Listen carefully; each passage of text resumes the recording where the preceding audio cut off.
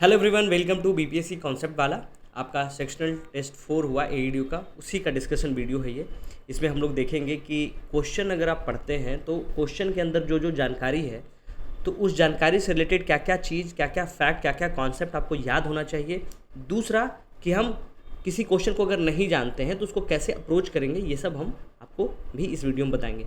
बाकी डिस्कशन तो है ही कि आपका जानकारी है वो ऐड करेंगे। आई होप आप लोग सब टेस्ट देने के बाद पेपर एनालिसिस तो करते ही होंगे, इतना तो हम आपसे एक्सपेक्ट करते ही हैं। पेपर एनालिसिस करने के बाद अपना मार्क्स मिलाते होंगे, कितना नंबर आ रहा है, कितना सही है। फिर वो जो एक्सप्लेनेशन पीडीएफ मिलता होगा उसको भी आप लोग सब पढ़ते होंगे। साथ में ये वीडियो जब देखेंगे तो कुछ ऐसा इन्फॉर्मेशन अगर आपको लगता है जो आपको नहीं पता है या नहीं है तो उसको क्या करेंगे, उसमें नोट करेंगे, ऐड करेंगे। और जब फाइनल एग्जाम से पहले आप उसका शॉर्ट नोट्स बनाएंगे जिसको आप रिवीजन करके आएंगे, जो बार बार आप चीज़ों को भूल जाते हैं। आइए हम पहला सवाल शुरू करते हैं। पहला सवाल देखते हैं। हमारा जो पहला सवाल है वो पूछ रहा है कि during whose reign did the East India Company. अब यहाँ सवाल आ गया ईस्ट इंडिया कंपनी, तो आपको ईस्ट इंडिया कंपनी के बारे में पता होना चाहिए कि ईस्ट इंडिया कंपनी कब बनी, उसको किसने चार्टर दिया, इंडिया में कब आया, पहला फैक्ट्री कहाँ बनाया। ठीक है, उसके बाद पढ़ते कि किसके समय में जो इंग्लिश ईस्ट इंडिया कंपनी थी अपना पहला फैक्ट्री बनाया। यही सवाल है आपका कि किसके शासन काल में ब्रिटिश ईस्ट इंडिया कंपनी ने अपना पहला कारखाना या फैक्ट्री स्थापित किया। ऑप्शन देखेंगे, अगर आपको कुछ नहीं पता तो ऑप्शन एक बार पढ़ेंगे। ऑप्शन देखेंगे अकबर, जहांगीर, शाहजहां और औरंगजेब। चारों ऑप्शन देखने के बाद आपको ये जरूर लग रहा होगा कि ये मुगल काल का बात कर रहा है ना। मुगल्स हैं सारे के सारे। आपको मुगल्स का भी पता होना चाहिए। अगर आप देखेंगे इस बार 72nd बीपीएससी के एग्जाम में 71st बीपीएससी के प्रीलिम्स में आपको इसी से सवाल आ गया था, तो आपको ये भी पता होना चाहिए और इंग्लिश ईस्ट इंडिया कंपनी के बारे में भी पता होना चाहिए। आपको हम थोड़ा ईस्ट इंडिया कंपनी के बारे में थोड़ा सा पहले बता दे रहे हैं कि आपको 4 साल बहुत ज़रूरी से याद रखना चाहिए। पहला कि 1600, 1600 में आप 8 जोड़ेंगे तो हो जाएगा 1608, 1608 में आप 3 जोड़ेंगे वो हो जाएगा 1611 और 1611 के बाद आप ऐड करेंगे 1612। 1600 में क्या हुआ था, 1600 में क्या हुआ, ईस्ट इंडिया कंपनी जो थी, ब्रिटिश ईस्ट इंडिया कंपनी, इसको वहाँ की जो क्वीन एलिजाबेथ थी वो चार्टर दे दी कि तुम यूरोप के बाहर पूरे दुनिया में जाइए और वहाँ जाके बिजनेस करिए, वहाँ जाके आप बिजनेस करिए, ट्रेड करिए। तो यहाँ उसको क्या मिल गया, चार्टर मिल गया। अब अभी के टाइम पे अगर कंपेयर करेंगे तो चार्टर का मतलब क्या होता है। फॉर एग्जांपल अभी आपको एक कंपनी बनाते हैं, कोई एक संस्थान बनाते हैं, आपको मन है कि हम ऑस्ट्रेलिया में या इंग्लैंड में या कहीं और भी पूरे देश में हम जाके वहाँ अपना ब्रांच खोलना चाहते हैं, तो आप अपना जो हमारी इंडियन गवर्नमेंट है उससे तो आप परमिशन लेंगे। सेम उसी तरीके से क्या हुआ कि जब ईस्ट इंडिया कंपनी बनी तो उसको परमिशन चाहिए था, उसी को कहा गया चार्टर। और चार्टर में क्या दिया गया कि आप कहीं भी जाके अपना बिजनेस कर सकते हैं। 1608 में क्या हुआ कि ईस्ट इंडिया कंपनी का एक अफसर था हॉकिंस, वो सीटी बजाते हुए आया और वो कहाँ आया, वो इंडिया आया। उस समय इंडिया में जहांगीर रूल क्या कर रहे थे, है ना। उस समय के कंटेम्प्रेरी जो थे वो कौन थे, जहांगीर थे। जहांगीर के समय में आया, उन्हीं के कोर्ट में आया और बोला कि सर हमको यहाँ एक फैक्ट्री बनाने दीजिए। लेकिन जहांगीर उसमें माने नहीं, कुछ कुछ था समय, वो डिटेल में आप पढ़ेंगे तो आपको पता ही होगा। लेकिन क्या हुआ कि ये जहांगीर जो है लैंग्वेज जो है पर्शियन लैंग्वेज बोला। ये बहुत इंप्रेस हुआ कि एक बिलायती आदमी, एक इंग्लिश आदमी, और वो इतना बढ़िया पर्शियन बोल रहा है। इंप्रेस होकर बोला कि ठीक है भाई, आपको जो यहाँ बिजनेस करना है आप बिजनेस अपना शुरू करिए। उसके बाद 1611 में क्या होता है कि 1611 में ये जाके अपना 3 साल, क्योंकि किसी नए शहर में आपको अपना फुटप्रिंट छोड़ना है, अपना इस्टेब्लिशमेंट करना है, तो समय लग गया। 3 साल बाद ये क्या किया कि पहले गया कहाँ, साउथ इंडिया। और साउथ इंडिया में कौन सा जगह, मसूलीपट्टनम। मसूलीपट्टनम में अपना पहला फैक्ट्री बना लेता है। मसूलीपट्टनम के बाद क्या होता है कि चाहता है कि नीचे से हम ऊपर की ओर चढ़ेंगे। हमारा मैप जो है इस तरीके से देखेंगे तो यहाँ अगर वो बना रहा है इस एरिया में, तो वो पहले नॉर्थ को अगर वो फतह नहीं करेगा तो वो क्या हुआ, नीचे से ऊपर की ओर चढ़ने का प्रयत्न किया। जब ऊपर जाने लगा तो 1612 में आपको पहला पता है कि ब्रिटिश से पहले हमारे यहाँ कौन कौन आ चुके थे, पोर्तुगीज भी आ चुके थे और पोर्तुगीज के बाद डच भी आ गए थे। लेकिन डच वालों का उतना बहुत इन्फ्लुएंस नहीं था, उसके पहले जो पोर्तुगीज थे वो बढ़िया डेवलप कर चुके थे। तो पोर्तुगीज क्या हुआ कि पोर्तुगीज को होने लगा फोमो कि अगर ब्रिटिश जब साम्राज्य बना लेगा तो हमारा क्या होगा। तो वहाँ पे यहाँ पे इन लोग का टसल होता है और यहीं पे होता है battle of Swally. Battle of Swally, और बैटल ऑफ स्वाली में देखेंगे कि ब्रिटिश ईस्ट इंडिया कंपनी के तरफ से थॉमस बेस्ट लड़ते हैं और पोर्तुगीज की लड़ाई होती है जिसमें हार जाता है और सूरत में जाके वो पहला फैक्ट्री बना लेता है। कौन, ईस्ट इंडिया कंपनी। तो यहाँ पे देखेंगे जो बोल रहा है कि स्टैब्लिश इट्स फर्स्ट फैक्ट्री, तो फर्स्ट फैक्ट्री कहाँ बना था? अगर साउथ इंडिया में बात करेंगे तो 1611 में वो मसूलीपट्टनम में बनाता है, लेकिन अगर इधर की बात करेंगे तो वो कहाँ बनाता है? सूरत में बनाता है। और कब बनाता है? 1613 में बनाता है। और यहाँ पे देखेंगे 1608 में जब जहांगीर है तो ये पहला फैक्ट्री जब बन रहा है तो उस समय भी कौन रहेंगे? जहांगीर ही रहेंगे। अब जहांगीर ही के समय में, यही आपका आंसर है कि जहांगीर के समय में, जहांगीर के शासन काल में इन्होंने अपना पहला फैक्ट्री बनाया था। ठीक है, ये सब समझ में आ गया। अब आप बोलेंगे कि सर इसमें क्या होता है कि हम थोड़ा भूल जाते हैं। क्या भूल जाते हैं? कि कैसे याद करें ये मुगल वाला, कि कौन पहले आया, उसके बाद क्या आया, कौन किसका बेटा था। उसका हम आपको एक ट्रिक बताते हैं। आपको पता होगा, इतना तो पता होगा कि सबसे पहले बाबर आया, है ना। तो इसका पहला ट्रिक जो है वो क्या है, हम जैसे याद किए हैं, हम याद किए हैं BHAJSAB, भज सब, है ना, भज सब। तो भज सब का मतलब क्या होता है? B for Babar. बाबर के बाद हुमायूं। हुमायूं आपको पता होगा शेर शाह के साथ इनका कन्फ्लिक्ट हुआ था। उसके बाद इसका बेटा अकबर। अकबर का बेटा कौन? जहांगीर, जिसके शासनकाल में कौन आया? ब्रिटिशर्स आए और अपना पहला फैक्ट्री बनाया। उसके बाद कौन? शाहजहां। शाहजहां का बेटा कौन? औरंगजेब। और औरंगजेब के बाद देखेंगे कि जो मुगल था वो बहुत कंस्ट्रेन हो गया था, बहुत लिमिटेड हो गया था। उसके बाद जो एक फेमस राजा बचता है वो है बहादुर शाह। तो कौन? बहादुर शाह। तो इस तरीके से आप याद रखेंगे कि बाबर का बेटा हुमायूं। तो क्या बोलेंगे कि एक ही बेटा था? और भी थे, लेकिन जो सबसे प्रतापी, जो सबसे अच्छे शासन किए हैं, जो सबसे नामी हुए, वही हैं बाबर, हुमायूं, अकबर, जहांगीर, शाहजहां, औरंगजेब और बहादुर शाह। इसमें हम आपको एक चीज़ और बता देते हैं, ये तो इनका रूल का नाम था। इनका जो बर्थ नेम हुआ करता था उससे अभी देखेंगे कि जो प्रीलिम्स हुआ था उसमें सवाल पूछ दिया, और बस सवाल आसान लग रहा था, बस क्या क्या कि नाम इनका बर्थ नेम दे दिया। तो अगर आप देखेंगे कि बाबर का, तो बाबर का जो बर्थ नेम था उनका नाम था जाहिर अल-दीन मोहम्मद। ठीक है, सबका नाम मोहम्मद लास्ट में है, लेकिन क्या था ऐसे? जाहिर। अब जाहिर भी याद रखेंगे, जाहिर अल-दीन, है ना, नूर अल-दीन, शाहिब अल-दीन, जलाल अल-दीन, है ना, इस तरीके से। तो इनका नाम था जाहिर अल-दीन। अकबर का देखेंगे, अकबर का क्या नाम था? जलाल अल-दीन, जिसको जलालुद्दीन भी बोलते थे, तोड़ के डिस्टॉर्टेड फॉर्म में। जलाल अद-दीन नाम था उनका, जलाल अल-दीन मोहम्मद। तो हुमायूं का भी बर्थ नेम होगा, हुमायूं का था नसीर। तो आप बस इतना याद रख लेंगे कि इनको नसीर नाम था, इनका जलाल नाम था, इनका जाहिर नाम था, जहांगीर का नूर नाम था, नूर। ठीक है, इनका नाम था नूर। शाहजहां का क्या नाम था? भाई इन लोगों को राजा का बेटा, सबसे पैम्पर्ड जो था वो जहांगीर था। और जहांगीर का बेटा शाहजहां, शाहजहां प्यार में पागल, जो ताजमहल बना दिया, इसका नाम था शिहाब, SHIHAB, शिहाब अल-दीन मोहम्मद। और औरंगजेब, औरंगजेब जो बहुत कट्टर था अपने धर्म के प्रति, बहुत कुछ वो कि हिंदू वाले पे बहुत रिस्ट्रिक्शन वगैरह ये सब लगाया था। तो औरंगजेब का जो नाम था वो था मूही, MUHI, मूही। और बहादुर शाह का जो नाम था वो नाम आप पहले भी सुनेंगे, कुतुबुद्दीन। वो कुतुबुद्दीन नहीं था, कुतुब अल दिन था, या कुतुब बस याद रख लीजिए, कुतुब, इस तरीके से। तो कुतुब जो, ये कुतुब, साहिब, मुही, नूर, ये सब जो नाम है ये इन लोगों का बर्थ नेम है। तो इस तरीके से आप याद रखेंगे। आपका पहला सवाल डन हो गया। अगला सवाल पे चलते हैं कि मैच करना है, match of the following. Match of the following जब भी आए तो आप क्या देखेंगे कि एक भी अगर आपको ऑप्शन समझ में आ रहा है कि ये सही है, बाकी को क्या करेंगे? एलिमिनेट करने की कोशिश करेंगे।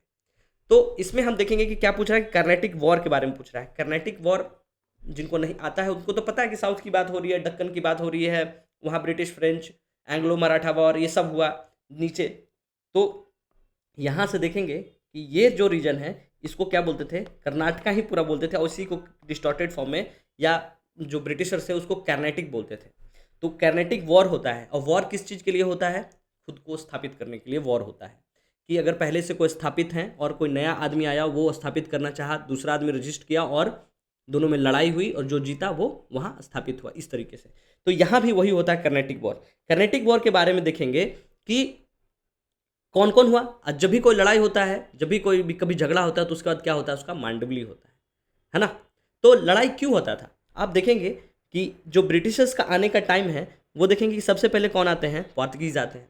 पोर्तुगीज के बाद देखेंगे कि डच आते हैं। डच के बाद आप देखेंगे कि ब्रिटिश, हाँ ठीक है, डच के बाद आप देखेंगे कि इंग्लिश आते हैं, जिसको हम बोलते हैं ब्रिटिश ईस्ट इंडिया कंपनी। उसके बाद आप देखेंगे क्या कौन आता है, डेन्स, और डेन्स के बाद देखेंगे कि सबसे लास्ट में कौन आता है, फ्रांस वाला जो फ्रेंच होता है ना। इसको याद करने का देखेंगे आप, क्या देखेंगे, आपको क्या दिख रहा है, PDF दिख रहा है, PDEDF, बस आप PDF याद रखते हैं, PDF में EF याद कर देंगे तो PDEDF हो जाएगा। ये क्या है, यूरोपियंस के आने का क्या, कौन से सीक्वेंस में आया, क्रोनोलॉजी क्या है, वो है याद करने का तरीका। अब बोलेंगे कि कब आया ये, तो अगर हम बात करेंगे पोर्तुगीज की, तो पोर्तुगीज सबसे पहले आया था, कौन आया था, वास्को डिगामा घूमते फिरते आया कि हम वो गोल मिर्च का बिजनेस करेंगे, धंधा करेंगे, केरला में आता है, जमोरी ने उसको स्वागत करते हैं। तो ये आता है 1498 में। 1498 के बाद वहाँ से 2 साल बाद करीब 1602 में कौन आता है, डच आता है। डच जनरली बहुत फैलते नहीं हैं, वो बहुत कट्टर थे अपने धर्म वर्म के प्रति, वो क्रिश्चियनिज्म को फैलाने के लिए आते हैं, लेकिन जो मेनली आता है वो आता है ब्रिटिशर्स, और उसको धर्म वर्म से बहुत ज़्यादा लेना देना नहीं था, उसको सिर्फ चाहिए था कि हमको ट्रेड चाहिए, हमको पैसा चाहिए। तो ईस्ट इंडिया कंपनी आ जाती है, और वो कब आ जाती है, 1605 में, 1605 और यू कैन से 8 में, 1608 में आ जाती है।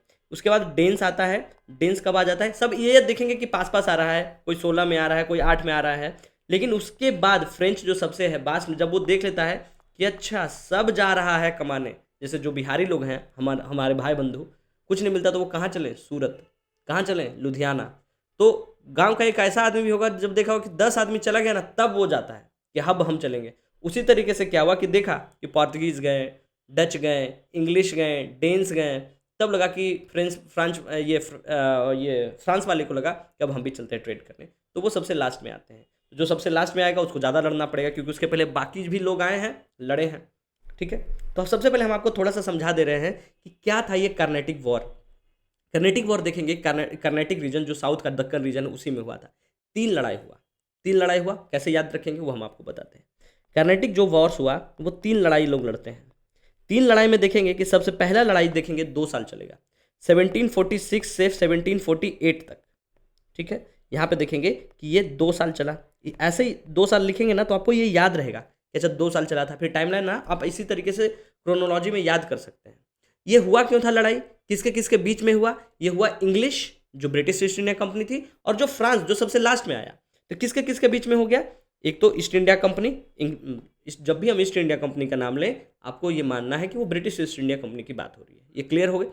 तो इंग्लिश वर्सेस फ्रेंच, क्योंकि फ्रेंच कौन आया लास्ट में, इसको ये बोला कि तुम यहाँ बिजनेस तुमको हम करने नहीं देंगे। एक वॉर ऑफ सक्सेशन चल रहा होता है ऑस्ट्रेलिया में 1740 से 48 के, उसी के चक्कर में वहाँ वाला कि तुम यहाँ आए तो अब हम भी लड़ेंगे, पुराना लड़ाई को लेके वो लड़ना शुरू कर देते हैं। फ्रेंच की तरफ से जो था एक जो शासक था, उसका जो सेनापति था उसका नाम था डुप्लेक्स। डुप्लेक्स क्या करता है कि एकदम शूरवीर आदमी था, वो इसको हरा देता है और मद्रास को क्या करता है, कैप्चर कर लिया। मद्रास को क्या क्या कैप्चर कर लिया।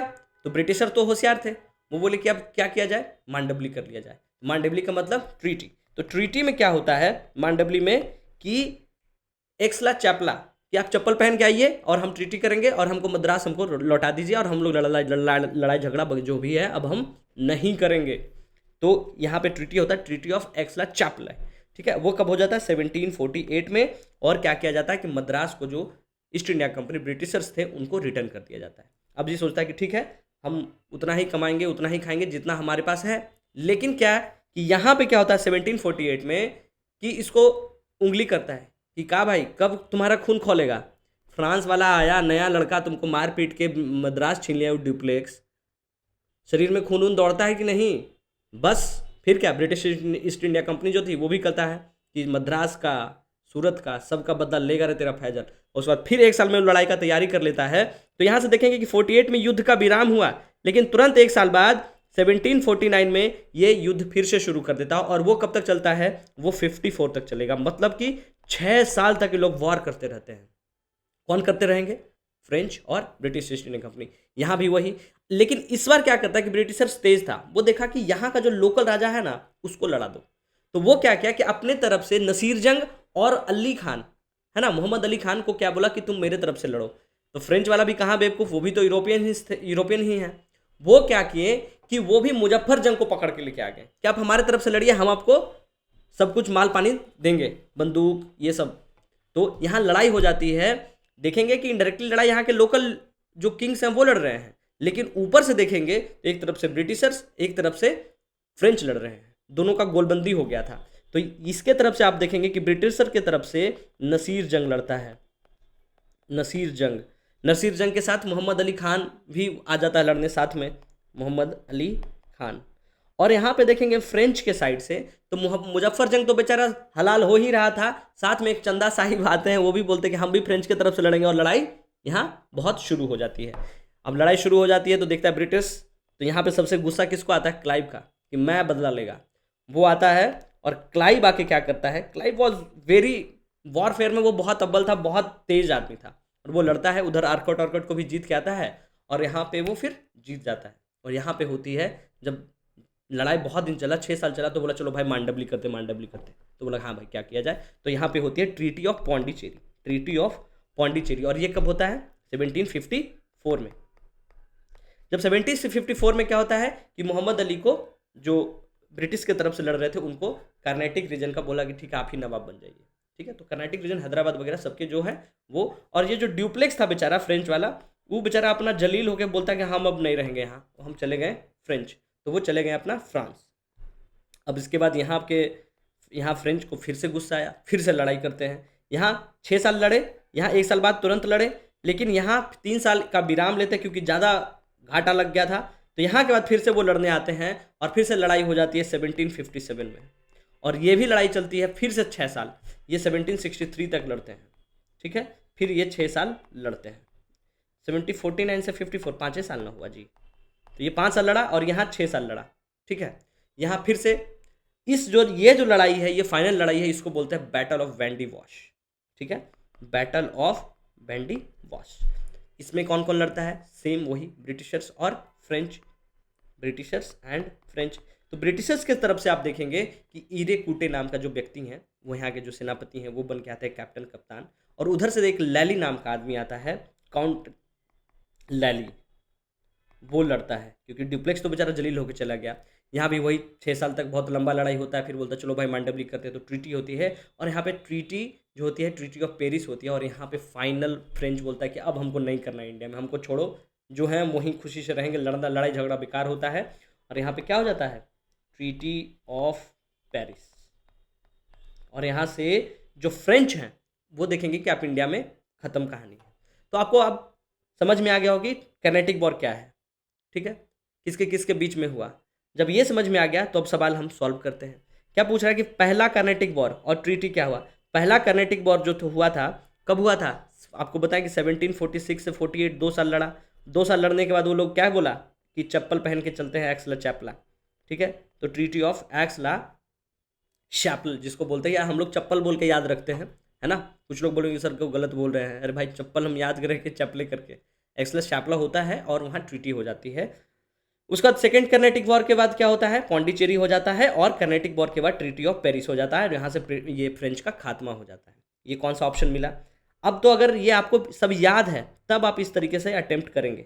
अगर आपको लगता है कि ये सब याद ही नहीं है तो कैसे अटेम्प्ट करेंगे? यहाँ पे देखेंगे, हमको मान लीजिए हमको बस ये याद है कि पहला कर्नाटिक वॉर हुआ था और उसका जो ट्रीटी हुआ था वो चप्पल वाला हुआ था, तो आप इसको ये 3 से मिला लिए। अब ऑप्शन देखेंगे कि ए का 3 ये सही है, ए का 2 गलत है, इसको ऐसे काट देंगे, ए का 1 गलत है, काट देंगे, फिर ये भी सही है। अब आगे हम क्या 50-50 पे देखेंगे कि हम 50-50 पे आ गए।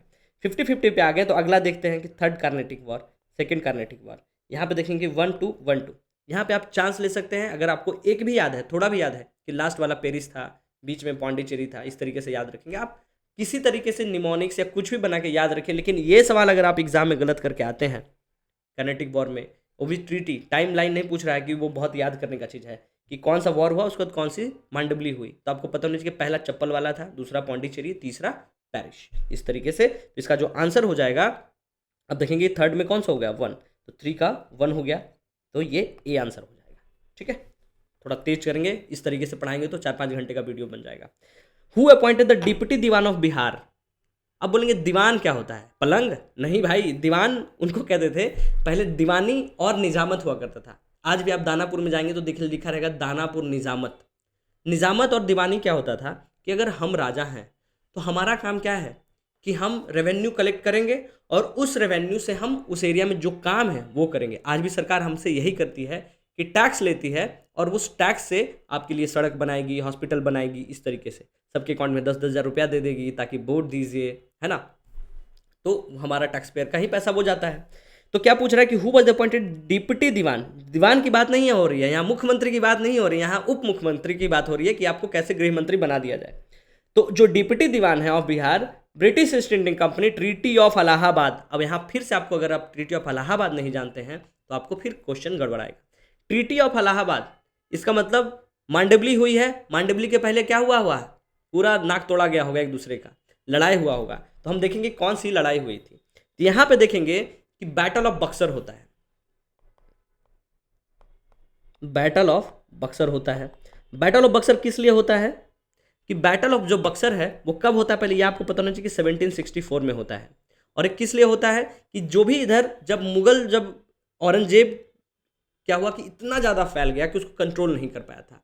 जब वो कंट्रोल नहीं कर पाया तो धीरे धीरे जो छोटे छोटे थे राज्य, उनको लगा कि हम ही खुद राजा हैं, तो वो छोटे छोटे नवाब बन गए थे। जब ब्रिटिशर्स आए तो उसको लगा कि ऐसे में ये छोटे छोटे फ्रैगमेंटेड को और तोड़ दो और इस पर शासन करो।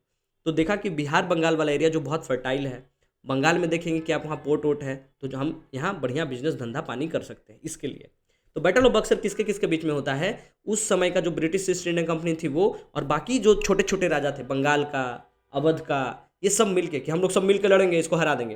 तो कौन कौन लड़ता है आप देखेंगे कि यहाँ पे कि एक तरफ तो आपका ब्रिटिश ईस्ट इंडिया कंपनी है ही, दूसरे तरफ आप देखेंगे कि 3 लोग मिल रहा है, शाह आलम टू, उसके बाद आप देखेंगे कि मीर कासिम उधर बंगाल वाला, और सुजाउद्दौला ये अवध वाला, उद्दौला, ये तीनों मिलके क्या करता है, लड़ता है।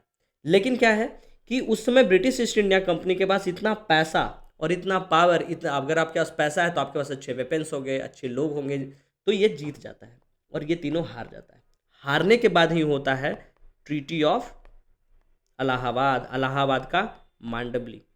जब इलाहाबाद का मांडवली होता है तो मांडवली में ये तो नहीं बोलेगा कि चलो तुम राजा खत्म हो जाओ, तुम्हारे पास जो भी है, जो तुम किए हो भरोगे ना भाई, कुछ तोड़े फोड़े हो तो भरोगे ना। तो बोलता है कि तुम क्या करोगे, पहले तो तुम दीवानी राइट्स दो, कि जितना भी टैक्स जो तुम कमाने का, जो तुम्हारे पास पावर है, किसी से जो तुम टैक्स कमाते हो पब्लिक से, वो अब तुम नहीं लोगे, वो कौन लेगा, वो ब्रिटिशर्स लेगा, जो जीता है वो लेगा। तो वही जो टैक्स कलेक्ट करने का जो पावर था ना, उसी को बोलते थे दीवानी राइट्स। और निजामत क्या होता था, सर्विसेज, जैसे अभी आपको जाति बनाना है, आवास बनाना है, रोड सड़क बनाना है, तो वो सब क्या है, निजामत में आ जाती है। आज भी आप देखेंगे कहीं कहीं निजामत लिखा रहता है, निजामत में जो भी आपका जो सर्विसेज का काम है वो काम होता है।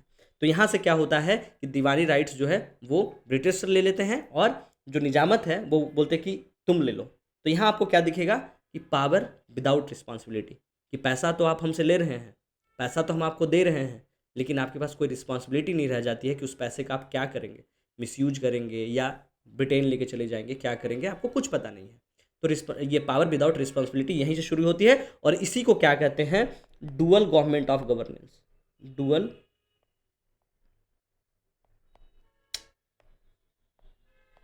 System of governance. इसमें क्या होता है कि एक दीवानी राइट्स जो है वो कंपनी कलेक्ट करेगी और जो भी निजामत है, जो भी सर्विसेज का काम है वो कौन करेगा, वहाँ का जो नवाब है, जैसे सुजाउद्दौला अपने एरिया में अवध वाले में करेंगे, मीर कासिम साहब जो हैं वो बंगाल वाले एरिया में करेंगे, और शाह आलम टू ये कौन थे, ये मुगल वाले, है ना, बहादुर शाहबाद के वजह छोटे मोटे जिनमें अभी नवाबी नहीं गई थी कि हम मुगल वाले हैं, वो सब थे। तो यहाँ पे क्या देखेंगे कि निजामत रेवेन्यू के लिए और निजामत एडमिनिस्ट्रेशन के लिए और दीवानी जो है वो रेवेन्यू के लिए। और इसको एबॉलिश कौन करता है, अगर आप देखेंगे कि वॉरेन हेस्टिंग आता है, वॉरेन हेस्टिंग, और वॉरेन हेस्टिंग इसको 1772 में एबॉलिश करता है। ये बहुत ज़्यादा फेमस सवाल है, हर बार आपको ये कहीं ना कहीं कोई ना कोई पेपर में आपको देखने को मिलेगा। तो इसको याद रखेंगे कि डुअल सिस्टम ऑफ गवर्नेंस क्या था, निजामत, और ये आपको समझ में आ गया होगा क्या होता है, और इसको एबॉलिश कौन करता है ये भी समझ में आ गया होगा। अब हम चलेंगे सवाल पे कि ए पॉइंट क्या हुआ। अब हाँ, अब तो बात ही आपको बताया नहीं कि यहाँ से तो क्या हुआ कि ट्रीटी हुआ, ट्रीटी होने के बाद हुआ कि कलेक्ट करेगा कौन पैसा, तो बोला कि हम वहाँ दीवान रखेंगे, दीवान वही रहेगा जो वहाँ की पैसा को, दीवानी राइट्स को जो रेवेन्यू कलेक्ट करेगा। तो बोला कि सबसे बड़ा रीजन था एक बिहार और एक बंगाल, तो बिहार और बंगाल के लिए क्या किया, एक रजा खान के व्यक्ति थे, रजा खान, उनको बंगाल का बना दिया गया, और बिहार के लिए सितब राय नाम के जो व्यक्ति थे उनको बिहार के लिए बना दिया गया। ठीक है, तो ये जो सितब राय थे, राजा सितब राय, ये बिहार के क्या बनते हैं, डिप्टी दीवान बनते हैं, कि आपको पैसा बस कलेक्ट करना है और हमको पहुंचा देना है, उस पैसे का हम क्या करेंगे कुछ पता नहीं है। ठीक है, मोहम्मद रजा खान आपको बता ही दिए कि ये कौन है, ये बंगाल के दीवान बनाए जाते हैं। मीर जफर आपको पता ही होगा और मीर कासिम आपको पता ही होगा। ठीक है, अगले सवाल पे चलते हैं कि who was the first Indian ruler to enter the subsidiary alliance. What was subsidiary alliance with the British East India Company, कि ब्रिटिश ईस्ट इंडिया कंपनी के साथ सहायक संधि करने वाला पहला शासक कौन बनता है। व्हाट वाज सहायक संधि। सहायक संधि क्या होता था कि अगर हम आपको किसी चीज़ के ट्रिब्यूटरी अलायंसेस को भी बोलते थे, कि हम आप डर लग रहा है आपको, ठीक है, कि किसी चीज़ से, तो हम आपको क्या करेंगे, प्रोटेक्शन देंगे। फॉर एग्जांपल ये आपका एरिया है, आपका साम्राज्य है, तो आपको लग रहा है कि कोई बाहर से अटैक कर देगा। अरे अटैक कौन कर देगा, जो सबसे बलवान है वही आपसे पैसा ठगने के लिए आपसे अटैक करवा देगा कि फलानमा को जाके मारो, और फलानमा क्या करेगा कि आपके पास जाएगा कि मालिक हमको बताइए। तो ब्रिटिशर्स क्या किए कि बोले कि आप हमको सिक्योरिटी दे दीजिए। तो उस समय का राजा बोला कि नहीं भाई, उसमें ब्रिटिश भी इतना स्ट्रांग नहीं था, वो क्या करता था कि अपना ही आदमी को भेजा के अटैक करो, और इसके पास इतना आदमी था नहीं, तो बोला कि तुम क्या करोगे, अगर तुम्हारे घर में रोज रोज कोई पत्थर मार के चलेगा तो तुम लास्ट में क्या करोगे, गार्ड रखोगे।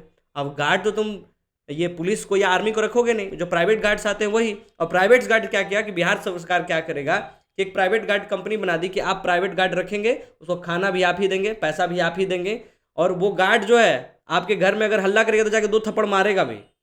तो वही काम यहाँ हुआ था सब्सिडरी अलायंस में, कि आपका जो साम्राज्य है, साम्राज्य में हमारा आदमी आपके कोर्ट में भी बैठेगा, साम्राज्य जो हमारा आदमी रहेगा उसको खाना पीना, कपड़ा लत्ता, खाना पीना, उसके घर का सैलरी सब आप देंगे। वही था सब्सिडरी अलायंस। तो वो कौन ऐसा शासक था जो सबसे पहले किया था, तो वो था निज़ाम का हैदराबाद। जो हैदराबाद का निज़ाम था वो 1798 में ही क्या किया कि कौन था उस समय, असफ जहां, ये पहला शासक बना जो हैदराबाद को बोला कि भैया आप सब्सिडरी अलायंस करिए, सेफ्टी सिक्योरिटी प्रोटेक्शन आप दीजिए, कोई भी एक्सटर्नल अटैक होता है, अटैक करेगा कौन, सबसे बलिष्ठ आप ही हैं भाई। तो ये सब तरीका था कि आपसे पैसा ऐंठने का, आपका जो रेवेन्यू है वो खींच के ब्रिटेन पहुंचाने का।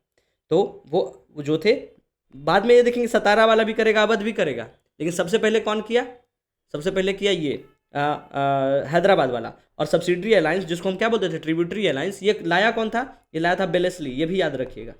ठीक है, आपको हम बताते हैं कि सबसे पहला जो है कि जैसे हैदराबाद तो लाया कब, आपको बता देते हैं। हैदराबाद का जो निज़ाम था, हैदराबाद, इसका जो निज़ाम था वो 1798 में किया। इसके बाद एक तो फतेह हो गया, उसका बाद वो गया हैदराबाद के बगल में मैसूर, है ना, जहाँ का कौन था, टीपू सुल्तान। आगे हम लोग पढ़ेंगे, एक सवाल आएगा। मैसूर के बाद कौन था, अवध। अब आता है कि अवध भाई तुमको भी एक्सटर्नल प्रोटेक्शन से बचाना है ना, बोला हाँ भाई, बोला गार्ड रख लो। बोला भाई गार्ड का खर्चा क्या है, बोला कि महीने का 1 लाख रुपया सैलरी, खाना पीना। वो गार्ड अगर रात में हल्ला करता है और वो गार्ड डिस्टर्ब हुआ तो तुम घर में जाके 2 थप्पड़ भी मारेगा। वही था सब्सिडरी अलायंस। अवध कब करता है, 1801 में। और अवध के बाद जो मराठा जो बचता है कि एक वही स्ट्रांग बचा है, तो मराठा को भी जाके वो सब्सिडरी अलायंस करता है। तो आपसे अगर क्रोनोलॉजी भी पूछे एग्जाम में कि सबसे पहला कौन था, हैदराबाद का, फिर मैसूर, फिर अवध, फिर मराठा। मराठा जो है कब करता है, जैसे ही देखता है कि लोग कमजोर पड़ना हुआ 1801 में और 1802, एक साल बाद मराठा। ये 1798 में, और मैसूर में देखेंगे 1799 में। तो देखेंगे एक एक साल में ही वो हर जगह पहुंच रहा है। हैदराबाद के बाद मैसूर, मैसूर के बाद यहाँ पहुंचने में इसको 2 साल लगा, फिर उसके बाद 1 साल में ये यहाँ जाके फतेह कर ले रहा है। ठीक है, तो इसका आंसर बता दिया आपको, निजाम ऑफ हैदराबाद। अब अगला सवाल कि which governor general of Bengal was associated with the 3rd Anglo Mysore war. अब आ गया क्या, एंग्लो मैसूर वॉर। ये भी क्या है, टाइप ऑफ कर्नेटिक वॉर ही है। ठीक है, क्या है ये, कर्नेटिक वॉर ही है, क्योंकि जो भी साउथ में होगा वो सब कर्नेटिक वॉर के ही अंदर आएगा। लेकिन ये एंग्लो मैसूर की बार की बात कर रही है, और ये कब हो रहा है, 1790 से 1792 के बीच में। और पूछ रहा है कि उस समय कौन बंगाल का गवर्नर जनरल हुआ करता था। ठीक है, तो वॉरेन हेस्टिंग को देखेंगे, ऑप्शन पहला कि वॉरेन हेस्टिंग को अगर आप देखते हैं तो Warren Hastings was the first governor general of Bengal, और ये कब था, 1772 से लेके 85 तक। थर्ड एंग्लो मराठा वार आप देखेंगे क्या कब हो रहा है, 90 से लेकर 92 तक, तो ये तो नहीं है। लॉर्ड कॉर्नवालिस को देखेंगे तो हाँ ये यही था। सर जॉन शोरे को देखेंगे तो ये क्या होता है, ये गवर्नर जनरल ऑफ बंगाल होता है, गवर्नर जनरल ऑफ बंगाल। और ये कब से कब के बीच में होता है, 1793 से लेके 1798, है ना। लॉर्ड विलियम बेंटिक आपको पता है कि बहुत भले मानुस, सती को एबॉलिश करते हैं ये, और ये पहले इंडिया के पहले गवर्नर जनरल होते हैं। और ये कब से कब होते हैं, 1834 से लेके 1835 तक वो पहले इंडिया के पहले गवर्नर जनरल होते हैं। ठीक है, अब हम थोड़ा सा डिस्कस करते हैं एंग्लो मैसूर वार, हम बहुत ब्रीफ में निकलेंगे। एंग्लो मैसूर वॉर, यहाँ क्या हुआ था, वॉर जानने में बहुत मजा आता है, कैसे कौन लड़ा। यहाँ पे देखेंगे कि यहाँ 4 लड़ाई होता है ना, 4 वॉर्स लड़ते हैं, मतलब 2 जनरेशन लड़ा। पहले हैदर अली लड़ा, फिर उसका बेटा टीपू सुल्तान लड़ता है, फिर टीपू सुल्तान को भी देखेंगे कि उसको अपना बच्चा को वहाँ कैप्टिविटी में रख लेते हैं। ठीक है, तो कैसे, क्योंकि वॉर से आपको सीखने को मिलता है कि क्या नहीं करना है, क्या करना है ये तो आपको पता है, बट क्या नहीं करना है यू विल लर्न कहाँ से, कि वॉर से ही आपको पता चलेगा। ठीक है,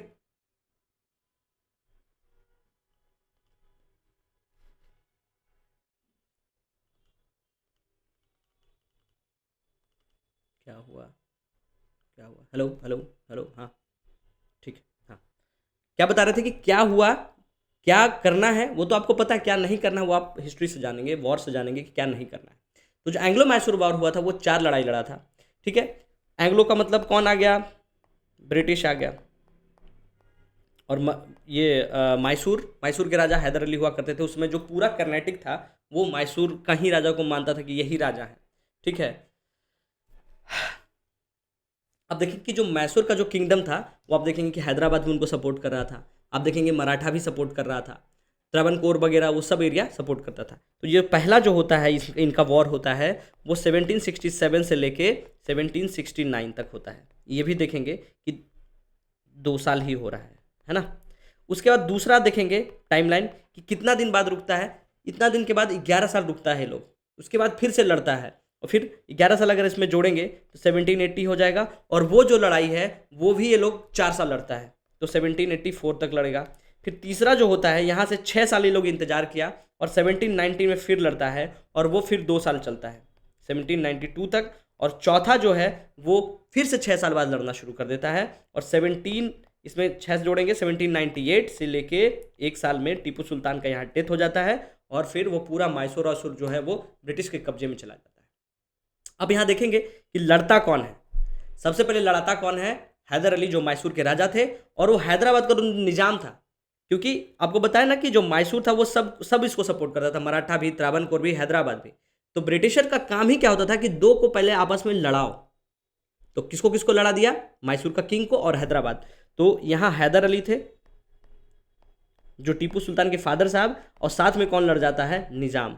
ये जब लड़ता है हैदर अली जीत जाते हैं, और जीतने के बाद फिर तो आपको पता है कोई भी लड़ाई हुई है, वॉर हुई है, उसमें क्या होगा, मांडबली। मांडबली कौन कराने आएगा, ब्रिटिशर्स। तो यहाँ होता है ट्रीटी ऑफ मद्रास। ठीक है, उसके बाद फिर लड़ाई होता है। जब फिर लड़ाई होता है यहाँ पे देखेंगे कि लड़ाई के बीच में क्या होता है, 2 साल बाद जब 1780 में लड़ाई होता है, हैदर अली लड़ रहे होते हैं, लेकिन 1782 में क्या होता है, इनका डेथ हो जाता है। जब इनका डेथ हो जाता है तो इनका बेटा टीपू सुल्तान, बहुत प्रतापी राजा टीपू सुल्तान आता है लड़ने, और वो बताता नहीं है पब्लिक को कि मेरे फादर साहब का डेथ हो गया, क्योंकि बताने से वो कमजोर पड़ता है। तो वो क्या करता है कि चुपचाप रख लेता है, कि वो बताता ही नहीं कि मेरे फादर साहब का 2 साल के बाद डेथ होता है। और वो यहाँ से 82 से लेके 84 तक टीपू सुल्तान खुद लड़ता है और जीतता है, और यहाँ पे होता है treaty of Mangalore, treaty of Mangalore. हम आपको किस लिए बता रहे हैं इस पे, क्योंकि हो सकता है पहला सवाल आप जब देखे थे कि कौन सा वॉर के बाद कौन सा ट्रीटी हुआ, पूछ देगा एंग्लो मैसूर वॉर में, तो आपको पहला पता होना चाहिए कि मद्रास, मद्रास के बाद मैंगलोर। ठीक है, अब यहाँ पे क्या होता है, यहाँ के बाद जो है टीपू सुल्तान को समझ में आ जाता है कि अब हमारे पिता साहब रहे नहीं, हमको खुद से सब कुछ करना है। तो वो क्या करता है, आप देखेंगे कि दोस्त का दोस्त दोस्त, और दोस्त का दुश्मन दुश्मन। तो टीपू सुल्तान क्या होता है कि उनका दुश्मन कौन, ब्रिटिशर्स। फ्रेंच भी एंट्री मारना शुरू करता है, देखता है कि फ्रेंच और टीपू सुल्तान अगर मिल गए तो हमारा दोनों का कॉमन दुश्मन बनता है, और वो दुश्मन कौन होता है, वो है ब्रिटिशर्स। तो यहाँ फ्रेंच से ये दोस्ती करता है, फ्रेंच वाला इसको क्या करता है, नेवल सपोर्ट बहुत बढ़िया सिखाता है, इसको बढ़िया आर्टिलरी गन ये सब देता है, और फिर ये फाइट करता है। और जब ये फाइट करता है किसके हेल्प से, फ्रांस के हेल्प से। और यहाँ से वो शुरुआत किसका होता है, राइज ऑफ टीपू सुल्तान। टीपू सुल्तान अपना अपना ओरा बनाता है, और यहाँ से फिर शुरू होता है लड़ाई, Tipu Sultan versus east India company. और ईस्ट इंडिया कंपनी से कॉर्नवालिस लड़ने आता है, कॉर्नवालिस, ठीक है, जो गवर्नर जनरल ऑफ बंगाल हुआ करता था उसमें 1786 से लेकर 1793, ठीक है। यहीं पे फिर होता है क्या, ट्रीटी ऑफ श्रीरंगपट्टनम, क्योंकि जो कमजोर पड़ जाता है बेचारा टीपू सुल्तान, तो यहाँ पे श्रीरंगपट्टनम होता है। इसमें अपना दो बेटा को वो गिरवी रख देता है, आधा किंगडम दे देता है, लेकिन उसके बाद भी 3 करोड़ का इस पर पेनाल्टी वगैरह भी लगा देता है, ट्रीटी ऑफ श्रीरंगपट्टनम। इसके बाद भी वो शूरवीर हारता नहीं है और बोलता है लड़ेंगे जब तक जिंदा है ना, बोल की लब आज़ाद है तेरे। और उसके बाद फिर से लड़ता है और फिर ये हार जाता है लास्ट में। और उस समय जो है बेलेस्ली लीड करता है किसको, ईस्ट इंडिया कंपनी को, और 1799 में टीपू सुल्तान को मार दिया जाता है। आप यहाँ जानते होंगे कि इसी समय में वो जैकोबियन क्लब बनाता है, जैकोबियन क्लब, या फिर आप सुने होंगे कि ट्री ऑफ क्या बनाता है, tree of liberty, tree of liberty, Jacobin club, ये सब बनाता है किसके हेल्प से, फ्रेंच के हेल्प से ही। और ये सब बहुत पढ़ा लिखा और बहुत ताकतवर, बहुत शूरवीर, बहुत हिम्मत वाला राजा था टीपू सुल्तान, और वो बहुत स्ट्रांगली लड़ता है, लेकिन बेचारा अपना साम्राज्य मैसूर को बचा नहीं पाता है और 1799 में उसका डेथ हो जाता है। अब हम ये सवाल करेंगे, आपको बता ही दिए कि कॉर्नवालिस था, ठीक है। अगला सवाल क्या है कि who was the principal leader of young Bengal movement. अब आ जाते हैं हम लोग अपने रीजन में, बंगाल बिहार वाला रीजन, कि यंग बंगाल मूवमेंट में प्रिंसिपल लीडर कौन थे। आप देखेंगे पहला ऑप्शन है राजा राम मोहन राय। राजा राम मोहन राय क्या मूवमेंट लीड किए थे, ये तो सोशल रिफॉर्मर थे। हालांकि जितने भी लोग यहाँ पे सब सोशल रिफॉर्मर ही हैं, beat Ishwar Chandra Vidyasagar, beat Henry Leos डिजोरियन, या फिर केशव चंद्र सेन, हम सब का आपका स्टोरी बहुत ब्रीफ में आपको बताते हैं, ठीक है। देखेंगे यंग ये जो मूवमेंट है ये कब बन रहा है, इसका टाइमलाइन आप देखेंगे तो 1826 में ये बन रहा है। और ये क्या है, एक सोशल रिफॉर्म मूवमेंट है, सोशल रिफॉर्म मूवमेंट है। सोशल रिफॉर्म मूवमेंट का मतलब कि जो समाज में कुरीतियां हैं, जो कमियां हैं, उसको ठीक करना, लोगों को जागरूक करना, पढ़ाना लिखाना, ये सब करना, है ना। हाँ, ये था कि थोड़ा सा क्या था, रेडिकल था, कि अग्रेशन था, यंग लोग थे, ठीक है। इसको कौन बनाता है, इसको जो बनाता है, प्रिंसिपल जो लीडर होते हैं वो होते हैं हेनरी लियोस डिजोरियो, यही होते हैं। ये कब बनाते हैं, ये 1826 में बनता है और ये इसके प्रिंसिपल लीडर होते हैं, ठीक है। अब हम क्या बता रहे थे, हाँ, कि राजा राम मोहन राय को जान लेंगे, केशव चंद्र सेन को जान लेंगे, ईश्वर चंद्र विद्यासागर को जान लेंगे। जो राजा राम मोहन रॉय है वो, उनको क्या बोला जाता है, फादर ऑफ इंडियन रेनेसां बोला जाता है ना। या फिर उनको जाना जाता होगा सबसे ज़्यादा कि इन्होंने क्या बनाया था, ब्रह्मो समाज कब बनाया था, 1828 में। ये ईयर इंपॉर्टेंट हो जाता है, इसलिए याद रखिएगा 1828 में। बाद में ब्रह्मो समाज बाइफरकेट हो जाता है कि एक तो वो जो रविंद्रनाथ टैगोर के फादर साहब देवेंद्रनाथ टैगोर एक कड़ी को वो संभालते हैं, दूसरे में ये जो केशव चंद्र सेन है वो संभालते हैं। बाद में ये अपनी क्या करते हैं, नाबालिग बेटी का शादी वो कूच बिहार के राजा से कर देते हैं और फिर वो उनको भगा दिया जाता है। फिर वो अपना भारतीय वर्षीय ब्रह्मो समाज बना लेते हैं और रविंद्रनाथ टैगोर के जो फादर साहब देवेंद्रनाथ टैगोर साहब थे वो इसी को कैरी आउट करते हैं, ठीक है। तो क्या बता रहे थे, हाँ, ब्रह्मो समाज। इनका 2 अखबार था जो बहुत फेमस था, एक का नाम है संवाद कौमुदी और मीरातुल अकबर, ये भी याद रखिएगा। ये जो सबसे ज़्यादा फेमस हुए वो किस चीज़ के लिए हुए, ब्रह्मो समाज के लिए हुए, ठीक है, सोशल रिफॉर्मर थे। इसके बाद आप देखेंगे कि ईश्वर चंद्र विद्यासागर की अगर हम बात करेंगे तो ईश्वर चंद्र विद्यासागर जो था वो विडो रीमैरेज के लिए बहुत फेमस थे। ये भी क्या थे, सोशल रिफॉर्मर, लेकिन विडो रीमैरेज के लिए ये बहुत ज़्यादा फेमस हुए। उसके बाद देखेंगे केशव चंद्र सेन आपको बताएं कि यही जो है ब्रह्मो समाज को ये बाद में लीड करते हैं, लेकिन ये ज्वाइन कब करते हैं, ये 1866 में ब्रह्मो समाज को ज्वाइन करते हैं और बाद में 1866 में तो ये तो छोड़ देते हैं। 1866 में अपना ये भारतवर्षीय वो बना लेते हैं, क्योंकि इनकी बेटी का शादी कर देते हैं लोभ में। क्योंकि जब आप बात अपने पे आती है ना तो सब आपका जो लॉजिक आपका जो मनोस्थिति है, आपका जो सोचने का आपका अपना फिलॉसफी है, वो सब खत्म हो जाता है। ये मेरा मानना है पर्सनल, चाहे वो अभी का बात हो या इतिहास की बात हो या भगवान की बात हो, फिर वो एक्सेप्शन बन जाता है जब बात अपने पे आती है। तो ऐसे हमारे लिए कट्टर रहेंगे, ये रहेंगे, तो कट्टर किसी चीज़ के लिए मत रहा करिए, ठीक है। और ईश्वर चंद्र विद्यासागर का एक बुक जो है, पत्रिका, सॉरी बुक नहीं पत्रिका, उसका नाम है सोम प्रकाश, याद रखिएगा एग्जाम में पूछ जाता है, सोम प्रकाश, ठीक है। अगला सवाल पे चलते हैं कि who was the first Englishman to translate the Bhagavad Gita into English. कौन सा पहले इंग्लिश मैन थे। इंग्लिश मैन कहने का मतलब जो ब्रिटेन से आए थे और उनको इंटरेस्ट हुआ हमारे कल्चर में, हमारे धर्म में, और वो हमारा जो धर्म का जो बुक है गीता, उसको वो इंग्लिश में कन्वर्ट कर देते हैं, है ना। जैसे अगर आपको अभी कुरान बहुत पसंद आ गया और कुरान आप पढ़ें उर्दू में, उर्दू आप सीखे पहले तब ना पढ़ेंगे, जब उर्दू में आप सीख गए उसको पढ़ने लगे तो उसको लगा कि हम अपने लोगों को बताएंगे, तो उसको आप क्या कर दिए कि बाय द वे मैथिली में ट्रांसलेट कर दिए, या मगही में ट्रांसलेट कर दिए, या भोजपुरी में ट्रांसलेट कर दिए।